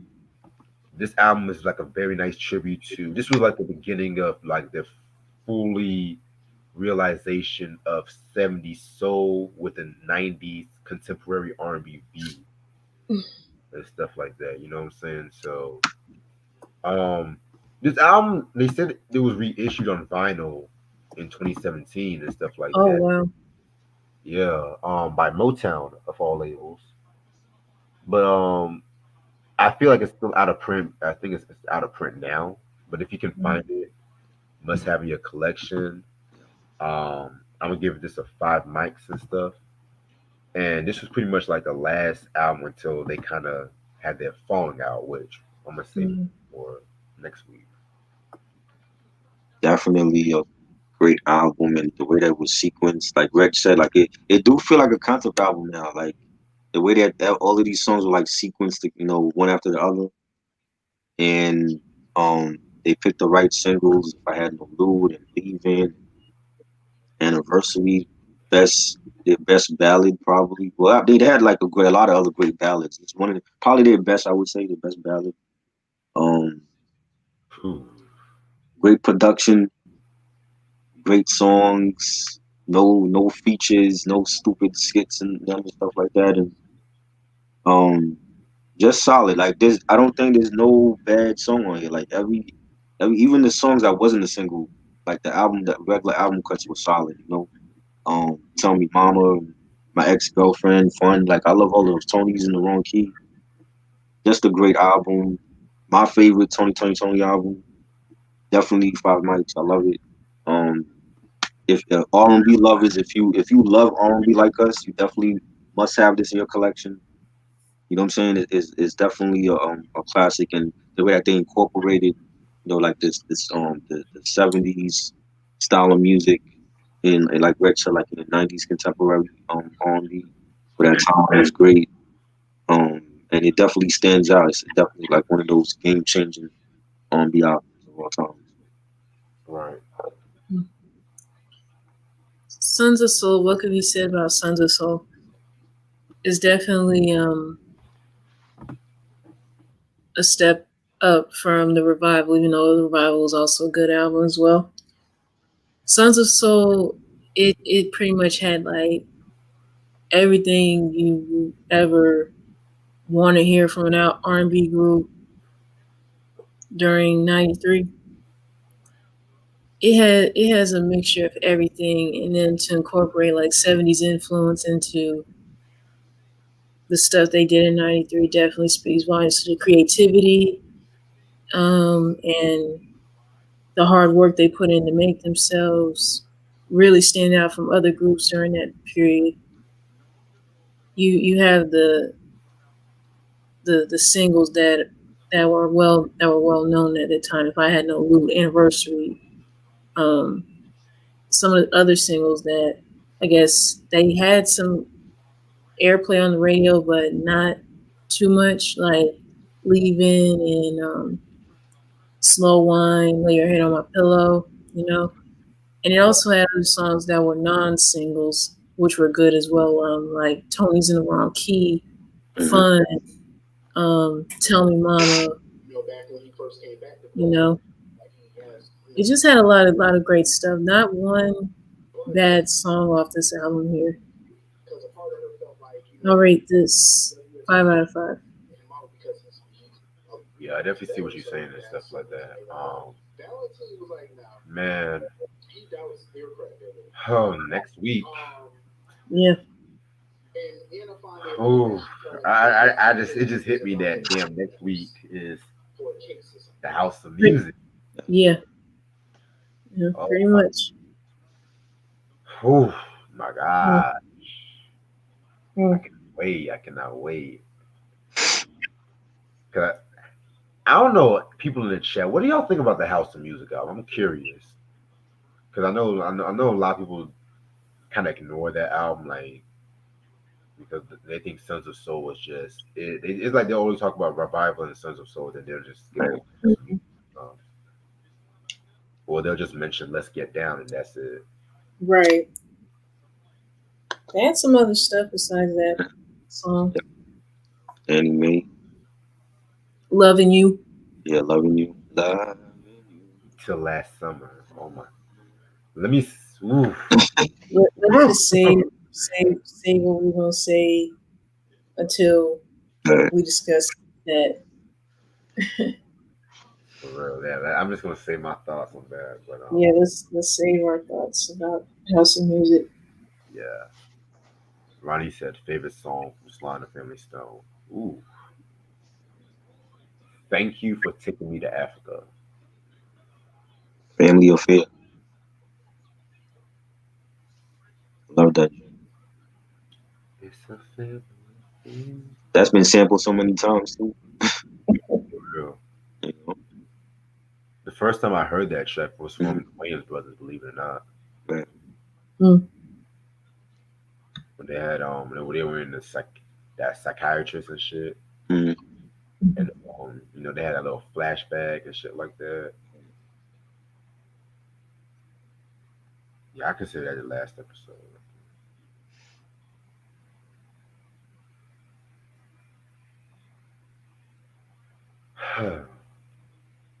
So I finally heard Benny the Butcher's album, and I heard Denzel Curry's album. You think? Denzel Curry's album, I feel like that's pretty much one of my top 5 hip hop albums of the year and shit, which kind of got slept on. I ain't never heard no one talk about that. And Benny's album was of course dope. Yeah, Benny's So the baby said he's gonna retire in 5 years. 5. Dude, retire now. Well, we So gotta be 2025. tortured for 5 years, yo. My question is, will they be relevant in 5 years? Exactly, like Right. I swear to God, these rappers and this retirement ploy, I'm so sick and tired of this bullshit. Yeah. Yes, Sam, OC's Word Life is gonna be next week. It's gonna be next week. no, he's asking you word life or Oh somebody in shit! the East. Oh. I just J. thought. Rue. Oh yeah, J. Rue. Yeah. Chicken noodle soup. Oh no. Webstar and Bianca. Yeah, I remember that. That was like Oh, what, I 05? remember, I remember that. Yeah. Oh, that was their names, Webstar and Bianca. Yeah. Well, Yeah. Young B. Her name is Oh, her Young B. name is Yeah. Bianca. She was on Love and Hip Hop like a couple years ago. Yeah, she was on Love and Hip Hop. I remember Yeah. her. Causing trouble and shit. Yeah. That's what they all do. Well, I think Webstar was her brother. He passed away, right? He did? Oh Yeah. damn! I think Oh Webstar man. passed away. One day on Oprah at one point or some shit, trying to teach Oprah how to do the chicken noodle soup or some shit. Oh my God, man. Oh my god. Yeah. Yeah.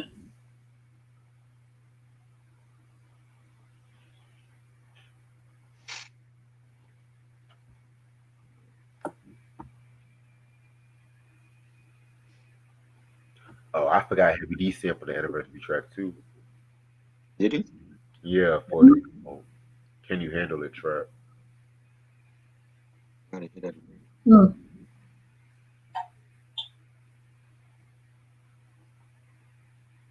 Oh, try. I gotta show you something. Yeah.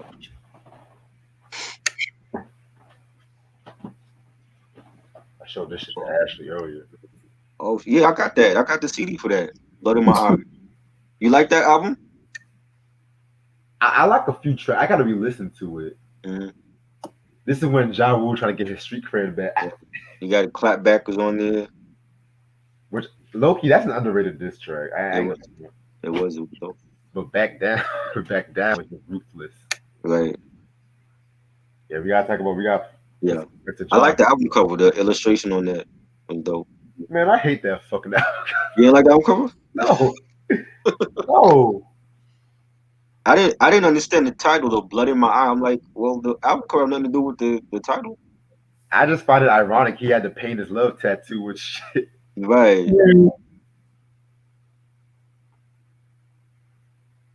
Where Sean said, "Remember sexy back try." Yes, I remember Sexy Back. I'm doing Justin Timberlake album ranking next year. That's coming from worst to first. So look out for that. Yo, y'all have fun with that shit. That I'm gonna pre-record that. That's gonna be like a video. I'm gonna do that one.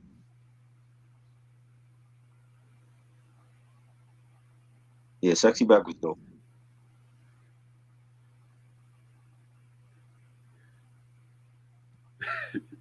What you said? Q. I don't understand Q. What Christmas album you talking about? Ja Rule? Oh, I think he's talking about the Death Row Christmas album. Oh, Death Row, yeah. He said, That's we doing it on Wednesday. yeah, Wednesday night at 11 o'clock. Yeah. Yeah, I cannot wait to talk about that, man. Blue Cantrell, I remember her. The fake evidence. Oh, Mm. Yo, you remember when she came out and there was like some scandal with her and she did like some nude pics? yeah, College? That yeah. shit was like everywhere. Mm. Hold on, Ronnie. What you know about that song? We've only just begun. Like Glenn Jones? Oh wow. Okay, yeah, I remember that song, but yeah, but I remember she only had that one song, "Hit 'Em Up" style. Right. I think she was too. Oh, I remember that. I She had, remember that. Breathe. Where she took the Dre beat for what's the difference? Wait. She rapped over the Dre beat. Yeah, that was after Hit 'Em Up Style. The Hit 'Em Up Style was like the first single. And then she had the Breathe joint. So what's the song she rapped? She sung over the Gin and Juice beat and shit. Mm. I don't know why Dre even let her borrow that instrumental. No shade, he probably beat her.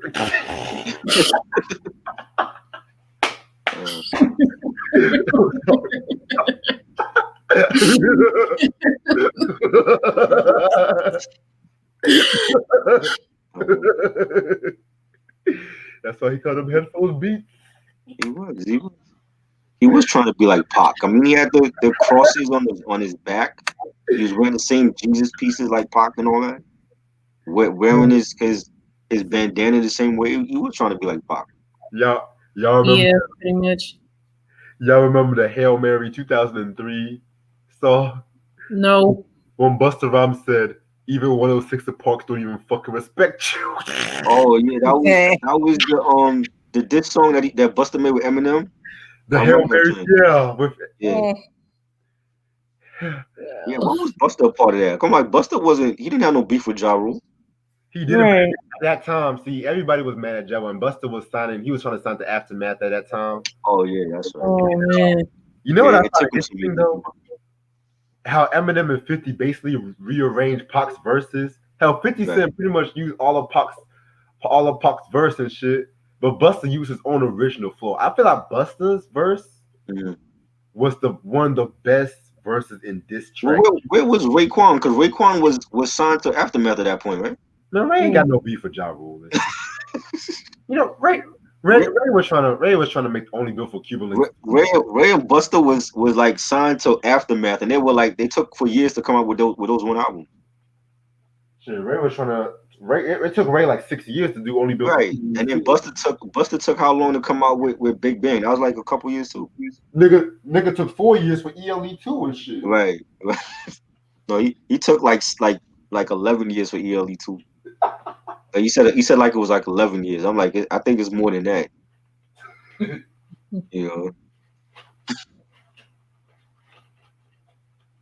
Favorite Christmas song? Christmas song. Let It Snow. Waste the Man, Brian McKnight. Oh yeah. Okay. I like Give Love on Christmas Day by Johnny Gill. Oh, I never heard that one. What? Did you hear the New Edition version though? On their Christmas album? I never heard New Edition Christmas. Yes, that one is dope. I never listened to New Edition. That was 86, 87 that came out. Was that with or without Bobby? Nah, that was after Bobby. Bobby wasn't there for that one. Oh damn. Oh. It was like for them. Oh man. Oh man. Imagine Bobby Brown Christmas album. Oh Lord. Yeah. Remember he said in that Bobby Brown movie, we should do a Christmas album, baby. Coke under the mistletoe. Oh my god. Okay. I might make I might make a New Year's Eve song or some shit. For Christmas, I'm gonna make a New Year's Eve song. Happy New Year's Eve, bitches. I'm sorry. I'm on the tequila tonight, man. The Vesta Ali says, the Best of Both Worlds. Remember that collab album? You know, I was thinking about talking about that album one day. We should for a trash review. I like the first one. The second one was iffy.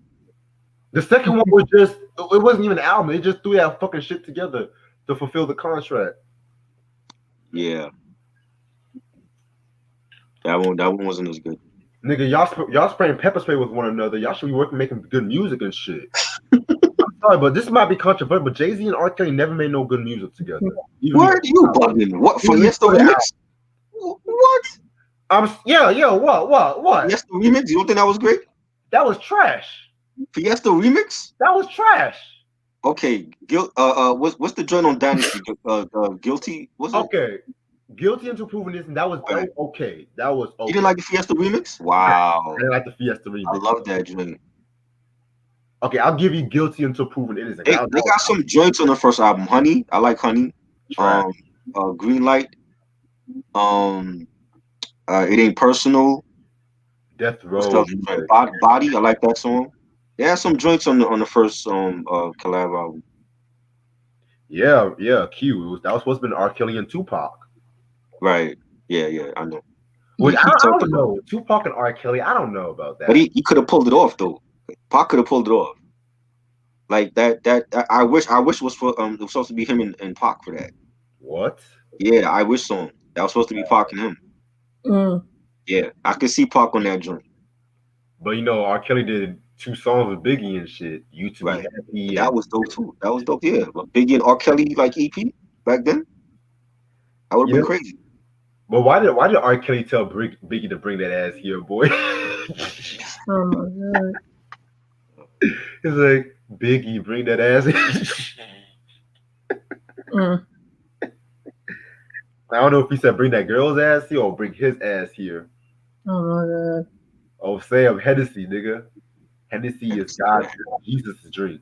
Like, that's God's drink right there.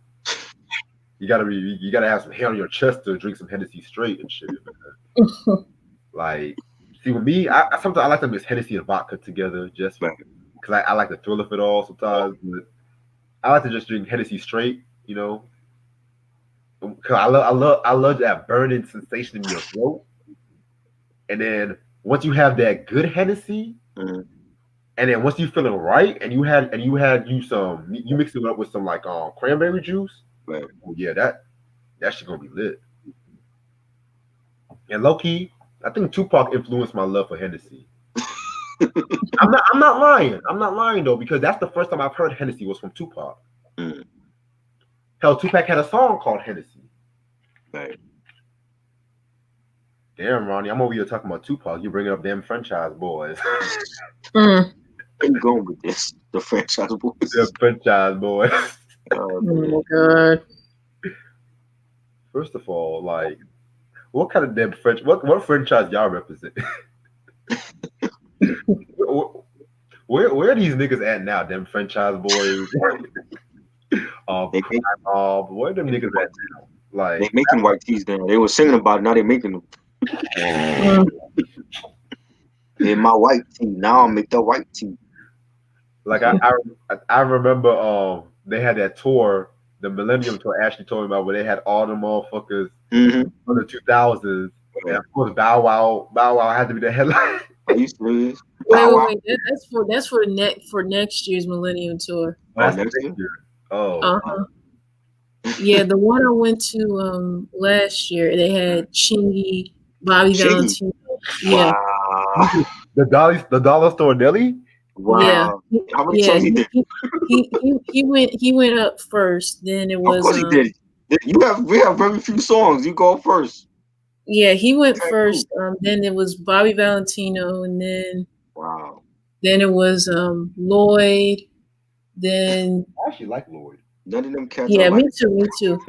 Yeah, after Lloyd, and it was I want to say the Yin Yang Twins. Wow.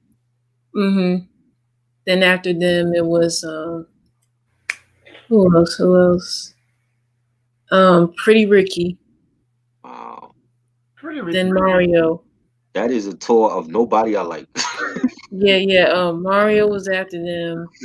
Mario can sing though. He's a good singer. I just feel like I love Mario. Yeah. Mario can sing. And then after Mario, of course, was B2K. I never met a black man named Mario, yo. Not if you buck. I thought that was Crime Mob. Yeah, that is Crime Mob. It's not Goody Mob. Crime Mob, you mean, Ronnie? Yeah. Yeah, man, don't disrespect Goody Mob, yo. Oh But wow. yo, I'm sorry, but B2K is trash. Oh, Chris my Stokes, god. Chris Stokes licked them niggas' buttholes too fucking hard. This shit. Mm. Fucking child molested ass niggas and shit. Booty hole looking at Oh it. my god. Oh my god. Oh, I was I was molested by Chris Stokes. Oh god. Who said that raspy? Fucking Oh man. Fresno Marion dating the same girl ass nigga. Yeah, Mm. wasn't there like a rumor that they were brothers or some shit? Nigga, I What? don't know I think motherfucker. Omari and Marquise are brothers or something like that. Man, they all look alike. They probably Did, all in the same bed with this shit. They used to say that when they were mm. like right around the time You Got Served came out that they were brothers. I'm like, they don't look nothing alike though. Oh my god. That's funny. Exactly. Okay. I would like to see Tupac, Richie Rich album together or with the E40. Oh hell yeah. But Pac had beef with Richie Rich though. No, he didn't. Yeah, He did. remember he had beef. There was an interview that Richie Rich talked about where right around the time Pac got shot that people thought it was Richie Rich that did it or he set him up. What? Nah, I Yeah, never. Was I'm that on I'm flag? serious. So they were saying that he's the one that set up Pac. What happened? He said wasn't he on the All Eyes on Me album though? He He was. he was on All Eyes But on Me. there was some, I don't know how true that is. There was some rumor that Yeah, people felt like that he cause I set Pac up. cause I was like one of Pac's realest friends and shit. Right.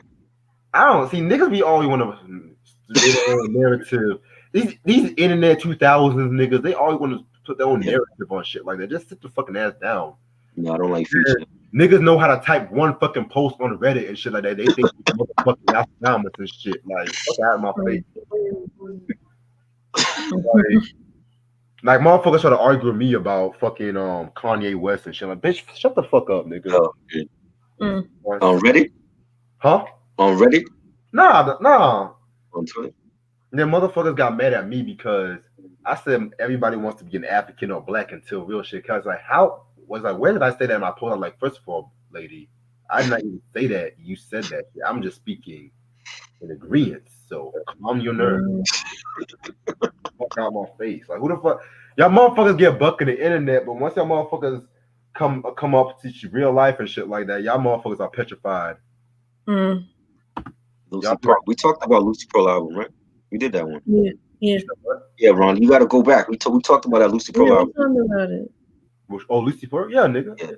Yeah, we did. Yeah. That was like last year sometime we did that. Yeah. Yeah, we did last year. Ray Sean said, "Are you guys fans of Future?" No.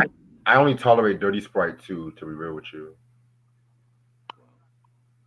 What is that? Is that a mixtape or something? Or what? That's his album. Dirty Oh, Sprite. is that album? Dirty Sprite? That's what you name it? Like Dirty Sprite 2. It's called Demon 2 or some shit, yeah.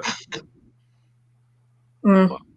Cause I had a lot of memories and I had a lot of good shit with that. I want to know what did he learn from organized noise, because I don't hear Outkast in his music. You know what I'm saying? I don't even think I could picture Future with on an Outkast song. What did he learn from them? Oh my god.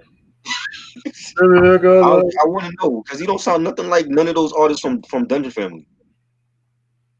He's always bigging them up. I'm like, what the hell did you learn from them? Like, was you like the mop boy from them or something? Was you like getting their food? What did you get? What did you learn from Goody Mob and Outkast? Because I don't hear nothing Dungeon Family in his music ever.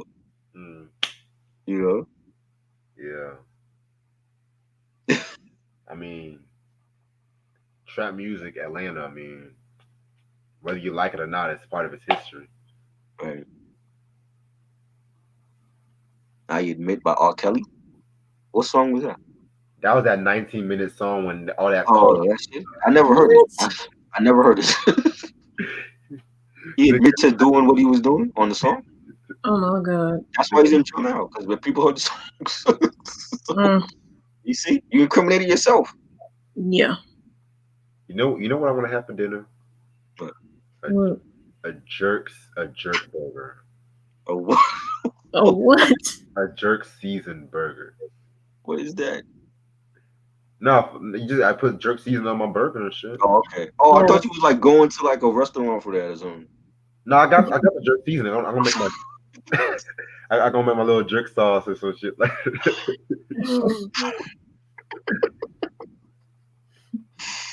Yeah, Ronnie, I remember that "Be Careful" song. Wasn't that her like her only hit? Yeah, I have that album. The Be Careful shit. She That was the wasn't only hit over that album. she wasn't careful with Kels though. Not Nala was her niece. oh my God, Yeah, man. Be did careful. y'all ever see that? Why you want your niece that when she was calling him daddy? Did y'all ever see that public announcement interview on Vlad TV? I never No. saw that. What was Wow, that? that shit was like the most cringeworthy shit I've ever watched. They were asking them all about R. Kelly, right? Right. That's a damn shame. 'Cause Oh, they had their hits on their own. That's terrible. yeah. But the only fucking song that yippee-yi-yo, yippee-yi-yo. Yeah, yo. That sounds like some shit R. Kelly wrote for them. Oh my god.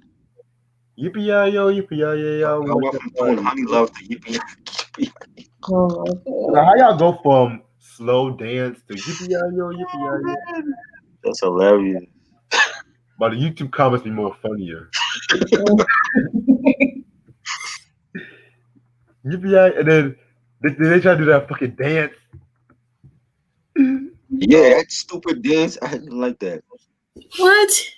Yeah, they have a dance for that song. Oh my God. Ugh. So, Bump, bump. yeah, I have the Lord Tariq and Peter Guns album, the only album that they didn't get paid off of. Thanks to Steely Dan. Yeah, right. Steely Dan robbed them blind, still robbing them. That's why you have Peter Guns on Love and Hip Hop and shit. Oh, shit. Mm. Oh. What you looking up? Look, Ashley, look. That's the What dance. in the, That's the dance. what in Oh the, my god, oh my God, really? yo, What is that? you wouldn't be able to get no buns doing that in front of a woman. Imagine if that song came out in a club and shit. Niggas be doing that. Yo, And then they had the audacity to do it in slow motion. yo, the dude even looked like R. Kelly, the one with the glasses. Mm. Was that his twin brother? Hold on. I think one of them He was. had a brother in the group, I believe. Yeah, hold on. I'm gonna look it up. Crazy. Public announcement. Yeah, Deja Vu. They only hit. I might have to talk about that album. That album was dope, but it got slept on. You mean Born into the '90s or All Work No Play? The Lord Tariq and Peter Guns album. If we do talk about, let me jump in with that. Yeah. That's what I'm saying. Like we gonna do it because it had like many features on there, and it was on Columbia Records, and it's still in sale. Hey guys, you guys want to laugh? Yeah. So I'm looking up the Public Announcement album with Yippee-yi-yo, Yippee-yi-yo. And let's listen to some of these songs. Why to the Yippee, Step On. The fuck? Homie. Country RGB. Dog in Me. That sound like all R. Kelly shit. Yeah. Like he just like ghost over them. Mm. One of the writers is named Felony Davis. Felony Davis? Wow. Yeah, should be. That's R. Kelly on the low. Mm. Felony Davis. Wow. Shit. Favorite compilation album? I don't know. Favorite compilation. What's your favorite compilation album? Prince, the Hits, and B-Sides. That's a great one. That was a great one. QB Finest. The album anniversary was yesterday. That was a dope album. Plastic Love? Who's that? What? Plastic Love. Rashawn said to look up Plastic Love. The English version? There's more than one? What song is that? Is it a I race? don't know that song. Plastic Love. I never heard of that. Oh, I Ronnie. don't know that song. That's on my list, man. I might have to do that by myself because that video is hilarious. We did an album discussion on Kingdom Come last year also, Devster. Look for the video. I think it's trash. I like Kingdom Come. It wasn't a great album though, but it had some good songs in there. I remember that review. I watched We did that last year. We did that last year. Hollywood. That song was bad. The best That song was bad. That's probably the worst song on the album. Yeah, that song was not good. I didn't like that song. Y'all make music together. That shit trash. You don't need Beyonce on everything. You know what I'm saying? Well, Hollywood. You keep singing it. Oh man. Oh shit. Yo, the lights. Satisfaction. Hollywood. Hold on. Watch this. Girl, you know Oh god. Crawford Brown. Yeah. I have the Crawford Brown album, the Mars Venus album. That was a dope album.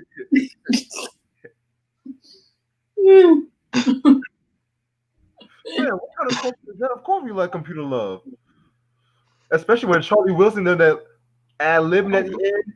Do you love Computer Love? Do. Charlie Wilson was killing it. I'm just like, okay, Charlie. Elephant Man and Wyclef. What song is that? Y'all wanna watch that video now? What? Wyclef and Elephant Man? Yeah. That must have been in the 2000s or something. Yeah, it was back in the I don't remember that. He was still on his carnival shit. Unfortunately. It was like the Elephant Man album from 06, 07. Oh, word? I never heard it. Bah, when I say that video is funny, really? It's hilarious. You know what? We should all do a what the F reaction to that. Yeah.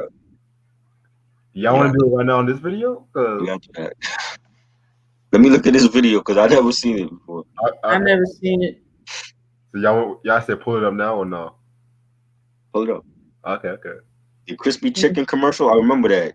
That got some controversy behind that. Oh god. Everyday Blanche. Yeah. Oh my. I remember that. I didn't understand what the controversy was. Black people love chicken, so what's the controversy? Everyday Blanche thinking about chicken. That's what it was. She eats chicken too. She's from the hood. She shouldn't eat chicken. But you can't expect her to eat escargot every night. You know. We got chicken. You know. Rich people like fried chicken too. Yeah. Oh, this is when Elephant Man was on Bad Boy. I forgot he was on Bad Boy. He was on Bad Boy. What? Yeah. What was that? Bad Boy. No, I don't remember that. Bad Boy. Take that, Bad Boy. Yeah. Wow. I never seen this. Me neither. This shit is so. Sometimes you gotta pay some money to get some information.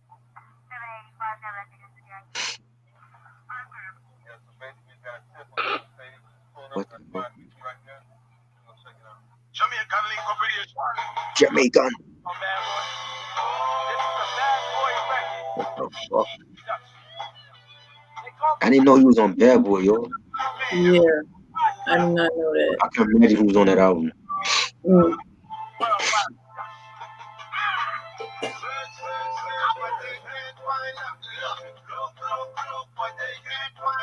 This song sounds horrible already.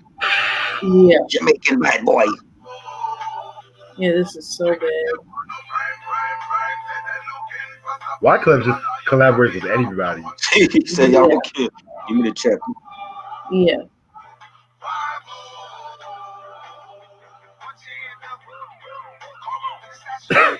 What the fuck? That's why I don't remember it. It was tough. I think this was like a bad attempt, like kind of like a sorry attempt of like what Inner Circle did for Bad Boys for the Cops. I've never even seen Elephant Man without his dreads. This is weird. Oh my god, that hair. That was Americanized, dog. It is horrible. Yeah. Got red and yellow. What the fuck? Yeah, he looked like a snow cone.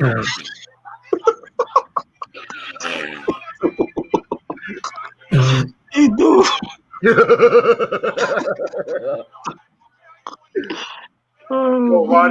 that song, Romeo and Juliet. It's like Romeo and Juliet. His head looked like a hot Cheeto.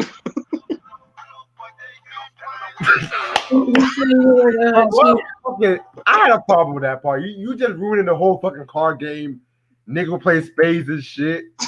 Motherfucker, you running from the police and shit. Knocking over the whole fucking car. Wow.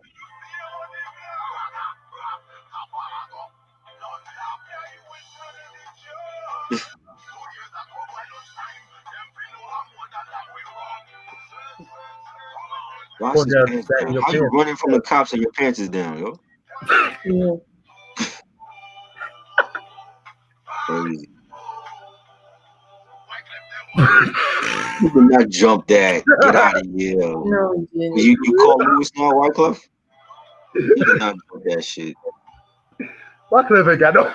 We need Wycliffe on the Olympic track and field team then. You jumped that gate with your pants sagging? Hell no. You never do that. Woo, woo, woo.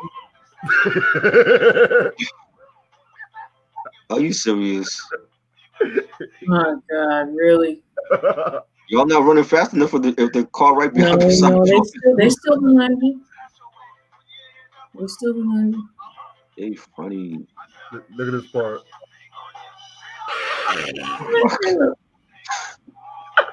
Wow. Really? That's hilarious, yo. You can tell this is done in Miami.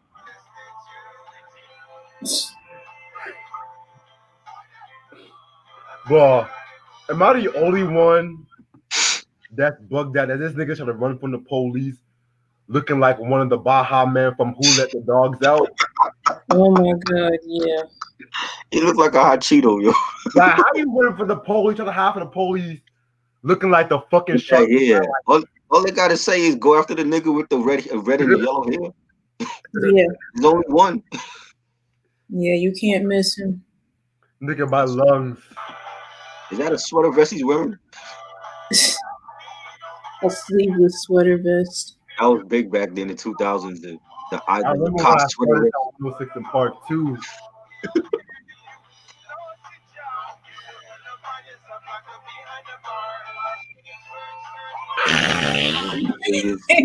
This video is terrible. It really is. Oh, shit. What are they doing? Are they waiting until nightfall to evade the cops? He should at least change into like a white tee, not that yellow shit he got on. Look, of course they got him. Right. Nigga with the yellow hair and the yellow sweater to match. You can't miss that. Oh God, these niggas was waiting the whole night and end up getting caught anyway. That's a stupid video. Yeah, it is. Oh my God. No, I needed that laugh, yo. I needed that. We're gonna go on for about 10 more minutes. Cause I know StreamYard is gonna be bullshitting. Baby Sham, I remember that. That was another terrible song too. Alicia Keys and Baby Sham. Oh, that was trash. And she talking about eating. Was she talking about eating hot grits for dinner or some stupid shit? Here's my ghetto story. Alicia Keys was never broke. Where she was like, come on. Rice and honey. That was what she was eating. Yeah, rice and honey. I'm like, what the fuck? What? Rice and honey. I don't know that. Yeah. And I'm Caribbean. That delicacy. But am I the only one that remembers it's like Romeo and Juliet? Oh, I remember that. Who sang that one? Silky Fine. I remember that song. I knew it was some one-hit wonder. I love that track, man. That was my ringtone when I was little. You remember Something for the People? Oh my God. Yeah, I remember that. Right. Yeah, 90s had some one-hit wonders, yo. Remember the Cupid Shuffle? Yes, that was that too. Come and Do Me. by I don't remember that Come and Do Me song by Jizza. I remember BBB Do Me. Wait, Jizza had a song called the Jizza. I Was don't this back remember that. before Must Killer have been Days? before he wasn't the Jizz, mate. Back when he was like Al or some shit. Because I come and do me. I gotta hear this. What song? What name he was going by? He was going by Jizz, or he was going by like his real name? He was going by the Genius. Oh, Genius. Okay, I don't remember that one. I remember RZA came out with that. Ooh, I love Rakim. Yeah, they talked about, that was in the Wu-Tang Hulu series. They talked about that. First of all, that's a funny ass name. Ooh, I love Rakim. Oh my He god. didn't even want to do the video. He couldn't stand the video. Oh shit. Showstopper. I remember that. That shit. Was Lupe a well-known hip hop artist? Yeah, he was a well-known hip hop artist at Right. that time. I liked him better back then. I don't like him now. Mm.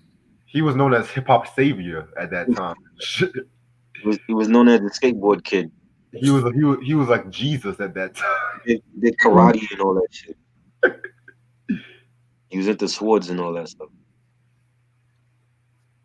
Yeah, I love that song "You" by Jesse Powell. You.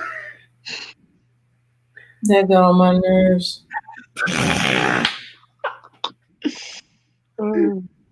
I like his cover of that Enchantment song "Gloria" better than "You." Right. Van Halen, Seventh Seal. I don't know that one. Yeah, I don't know. Was that from the Hagar or Halen? Because if it's from Hagar, my memory's fuzzy on Hagar era. Mm. Danny Kane. Yeah, no, I look like I don't listen to Danny Kane. Ronnie just looking up anything. He's like, oh, let's mention Oh, this. I feel like y'all motherfuckers just look up everything. Oh, I ain't listen to all that stuff. I ain't listen to none of that shit. bro, Rayshawn loves the Velvet Rope, man. He's like, yeah, that what about? What about like Jenna was going in on that track? Oh yeah, she was. Boy, if y'all thought the Janet Period album was dirty, Oh Velvet yeah. Rope and All For You, Yeah. man. I don't like when Lupe started doing that trap shit. I didn't care for that. Like Drogas, whatever how you pronounce it, and Tetsu and Youth and all that other shit. I didn't care for that. I like him up until like Food and Liquor 2, and then I stopped listening. Shit, I liked him all the way up to the Cool. Fuck. I mean, That's the second album. Food and Liquor 2, the production was horrible on that one. I'm sorry. Oh man. Testu and Youth was okay. Mm. It was cool. But to have motherfuckers say it's To Pimp a Butterfly level, I'm like, nah. Yeah, I'm like, are you nuts? Yeah. It wasn't great. It's like let's not get carried away now. Yeah. Oh yeah, Oh, Love Is a Friend. I got that album. That was Crunk Juice. yeah. I actually like that Little John album. I love that. I love that song. Love with a Friend. Yeah, that was Feel dope. That was drunk out. Now I know you wanna. He all hype on a ballad. How you get hype on a ballad, Little John? And I think he was drinking that Crunk Juice when he made this album. that's the number one reason. Yeah. R&B ballads in the 2000s. Mm-hmm. One motherfucking rapper. Right. Mm-hmm. The Joes, the Stutter remix. Even though I love the remix, Mystical was like, and Joe was like, "Talk to me, Right. tell me." No, not even Fat Lip was rapping that fast on that Far Side beat. Mm. The Far Side, that's the group that nobody props. Yeah. I don't know. Cause they were trying. A lot of the East Coast cats were trying to do what the South was doing. That's why you had like Jadakiss jumping on a lot of those remixes from back then. Exactly. See, this whole East Coast, South Coast beef that everyone's trying to hype up now, like y'all all copying off of one another because now y'all shit is universal. Exactly. That's why the West Coast, I like what the West Coast is doing now in comparison to what was going on 2 decades ago when it was just only the game and shit. Britney Spears? No, I don't like Britney Spears. I like Britney Spears songs. Yeah, I don't even know what Britney Spears song that is he's talking about. I don't know. Yeah, I don't know that either. Oh, the Sorry 2004. by Ruben Studdard. He was good. That was Watched him in American Idol. nigga was stalking her in that fucking. I'm sorry. How you stalk the girl for the parenthood? Like, he too big to be stalking everybody. You know? you He too need to be big. stalking a scam master. Too big to be hiding and shit. Like, You know? mm. Shit. No.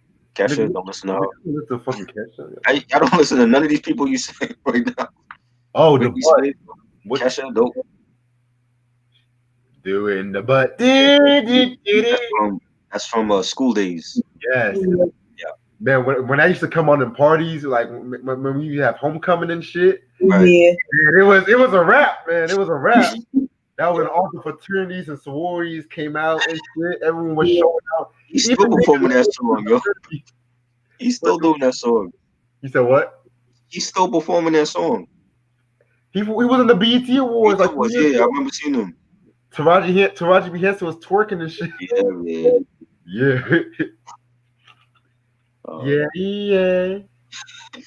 Yeah. That's a classic, man.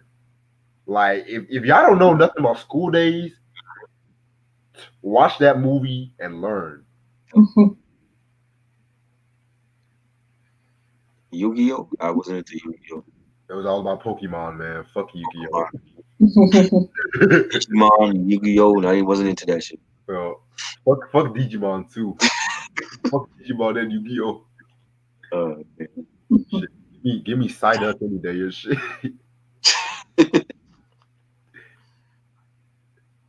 Shit, I remember niggas used to niggas used to sell their sisters to get Pokemon cards and shit. Yeah.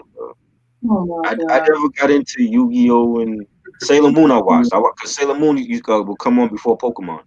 I really watched Sailor Moon. Transformers Beast Wars. I used to come on right before those two shows. Oh, Sam, yeah, stand-up reviews is coming because I was trying to get one particular stand-up album before I continue. Right. Spoiler alert: it's Martin Lawrence's first stand-up album. Talking shit. Oh wow. Yeah, talking shit. That was '93, right? Yeah. I used to see the ad for that in the Source magazine, but I never bought it. Yeah, man. I know. I've shown y'all the Source issue of the Martin Lawrence and shit. Yeah, that was classic.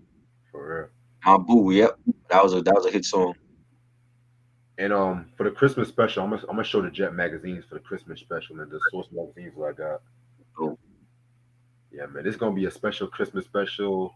You know, Santa Claus might make an appearance and shit. Yeah. Shit. I should have like a little fucking Christmas special, like twas the night before Christmas. Santa Claus was scared to come down to his America because of Corona. Tweet, y'all remember that Tweet song? You mean the one where Missy Elliott was accused of being lesbian? Yeah. Oops, yeah, the Oh My track. I only heard that album like once though. Selena Johnson, yeah, she's an actress now. Selena Johnson. Man, I don't even remember that song, man. I remember the song that R. Kelly did for her, but I forgot the name of it. Oh wow. Speaking of one-hit wonders, I actually met Sunshine Anderson too. Oh, word? Yeah, she came to Central. I took a picture with her and shit. Oh wow, she was dope. Sunshine Anderson. Yeah, man. I don't even think she a one-hit wonder like that, but people only know her for that Heard It All Before track. Right. That's the song everybody play at cookouts and shit. I thought Jill Scott did the song at first. Jill Scott. I did Living My Life Like It's Golden because they both came out at the same time and shit. Right, true. Yo, I need that second Jill Scott album. I need that one. Her first two albums I fucking need though. Some of her stuff was out of print. I think that the first one is out of print. Card Captor Sakura. I don't even know that show. Nigga, I thought that was some Naruto shit. He was just. I don't know what you talk about, Rachel. What show was that on Cartoon Network? I never watched it. What show? Card Captor Sakura. Yeah. Is that like an anime? I don't know that one. Yeah, I never heard that one either, bro.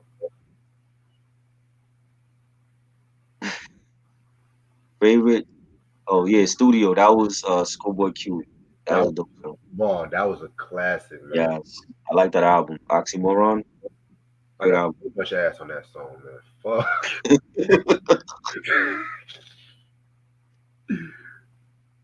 Oh, that Get Silly song. Get Silly.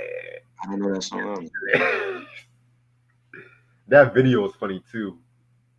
That He was said that it's a. that He was that said it's a boy era. magical girl.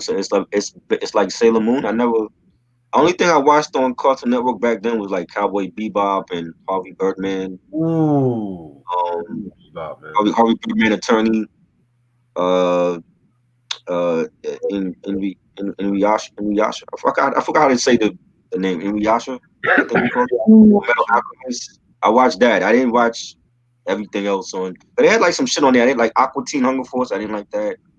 I I like liked it. You like that one? I liked it, but I hate when I go to sleep watching Family Guy something and I wake up and I see some weird ass fucking shit. That should be like, what the fuck? There's some weird shit on Cartoon Network now. You know what I'm saying? You know, Disgusting. Robot Chicken. That was my show. I watched a lot of Robot Chicken. I got Yeah. tired. So You got tired of Robot Chicken? I like the first 3 or 4 seasons. After that, I got stupid. Yeah. What do you think about essential albums from different artists or greatest hits? You mean I like mean, they have the essential? Is their artist here? Is that what you mean, Q? yeah, To be honest, man, it's certain greatest hits album I really get though because I don't really get every greatest hits album, yeah, especially with like how big my collection is and shit like that. I just like, right. oh, I got a greatest hits. album. Unless they have like new songs or unreleased Yeah, songs or something, I don't really see the need to have every greatest hits album. right. And even though like sometimes the labels they're fucking biased on what actually is the greatest hits and shit. Right, exactly. For example, I remember when I got the very best of Prince, the 2001 compilation. My Right. yeah, not I would not recommend that compilation Mhm. because they don't have a lot of. I don't have like a lot of his like signature hits and stuff. They skipped over controversy. Right. They only had like, one song in around the world. I think they only had Raspberry Beret. Mhm. Like that's why I just got the hits and the B sides, and I was like, I'm good with that. I remember Duffel Bag Boy. That was a big hit for Play Circle. If I don't get no money, I'm a bum. Yeah. Yeah, Oh my god. I got it. Wow. Some DJ girl, I Tim, guess a little duffel bag, boy. DJ Tim coming in late. I ain't never ran from a nigga, and I damn sure ain't never ran that plane. Weezy was on there, right? I was saying it was either Weezy or Pusha T on that joint. Yeah, that was Wheezy. Oh, Weezy, okay. This nigga said, I ain't never ran from a nigga, and I damn sure ain't never ran that.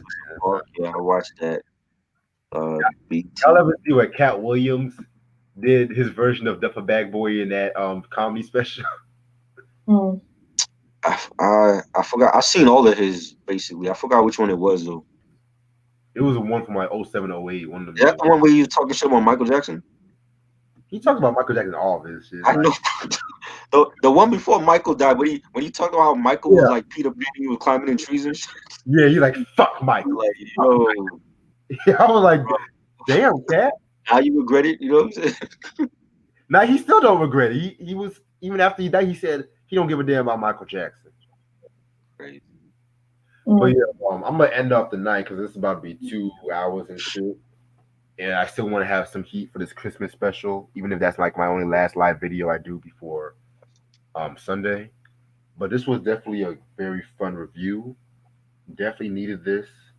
But right about now, I oh, interesting. Okay. Right about now, I'm about to get me something to eat because I haven't ate since this morning, actually. So, Oh wow. oh yeah, yeah. I need to stop doing that bullshit. But but yeah. So this concludes the third night of the Tony Sons of Soul. Thank y'all so much for watching this review. Make sure y'all have a safe holidays. And make sure y'all subscribe and y'all like and share this video. And I will see you guys all. Have a good day. Peace. Peace.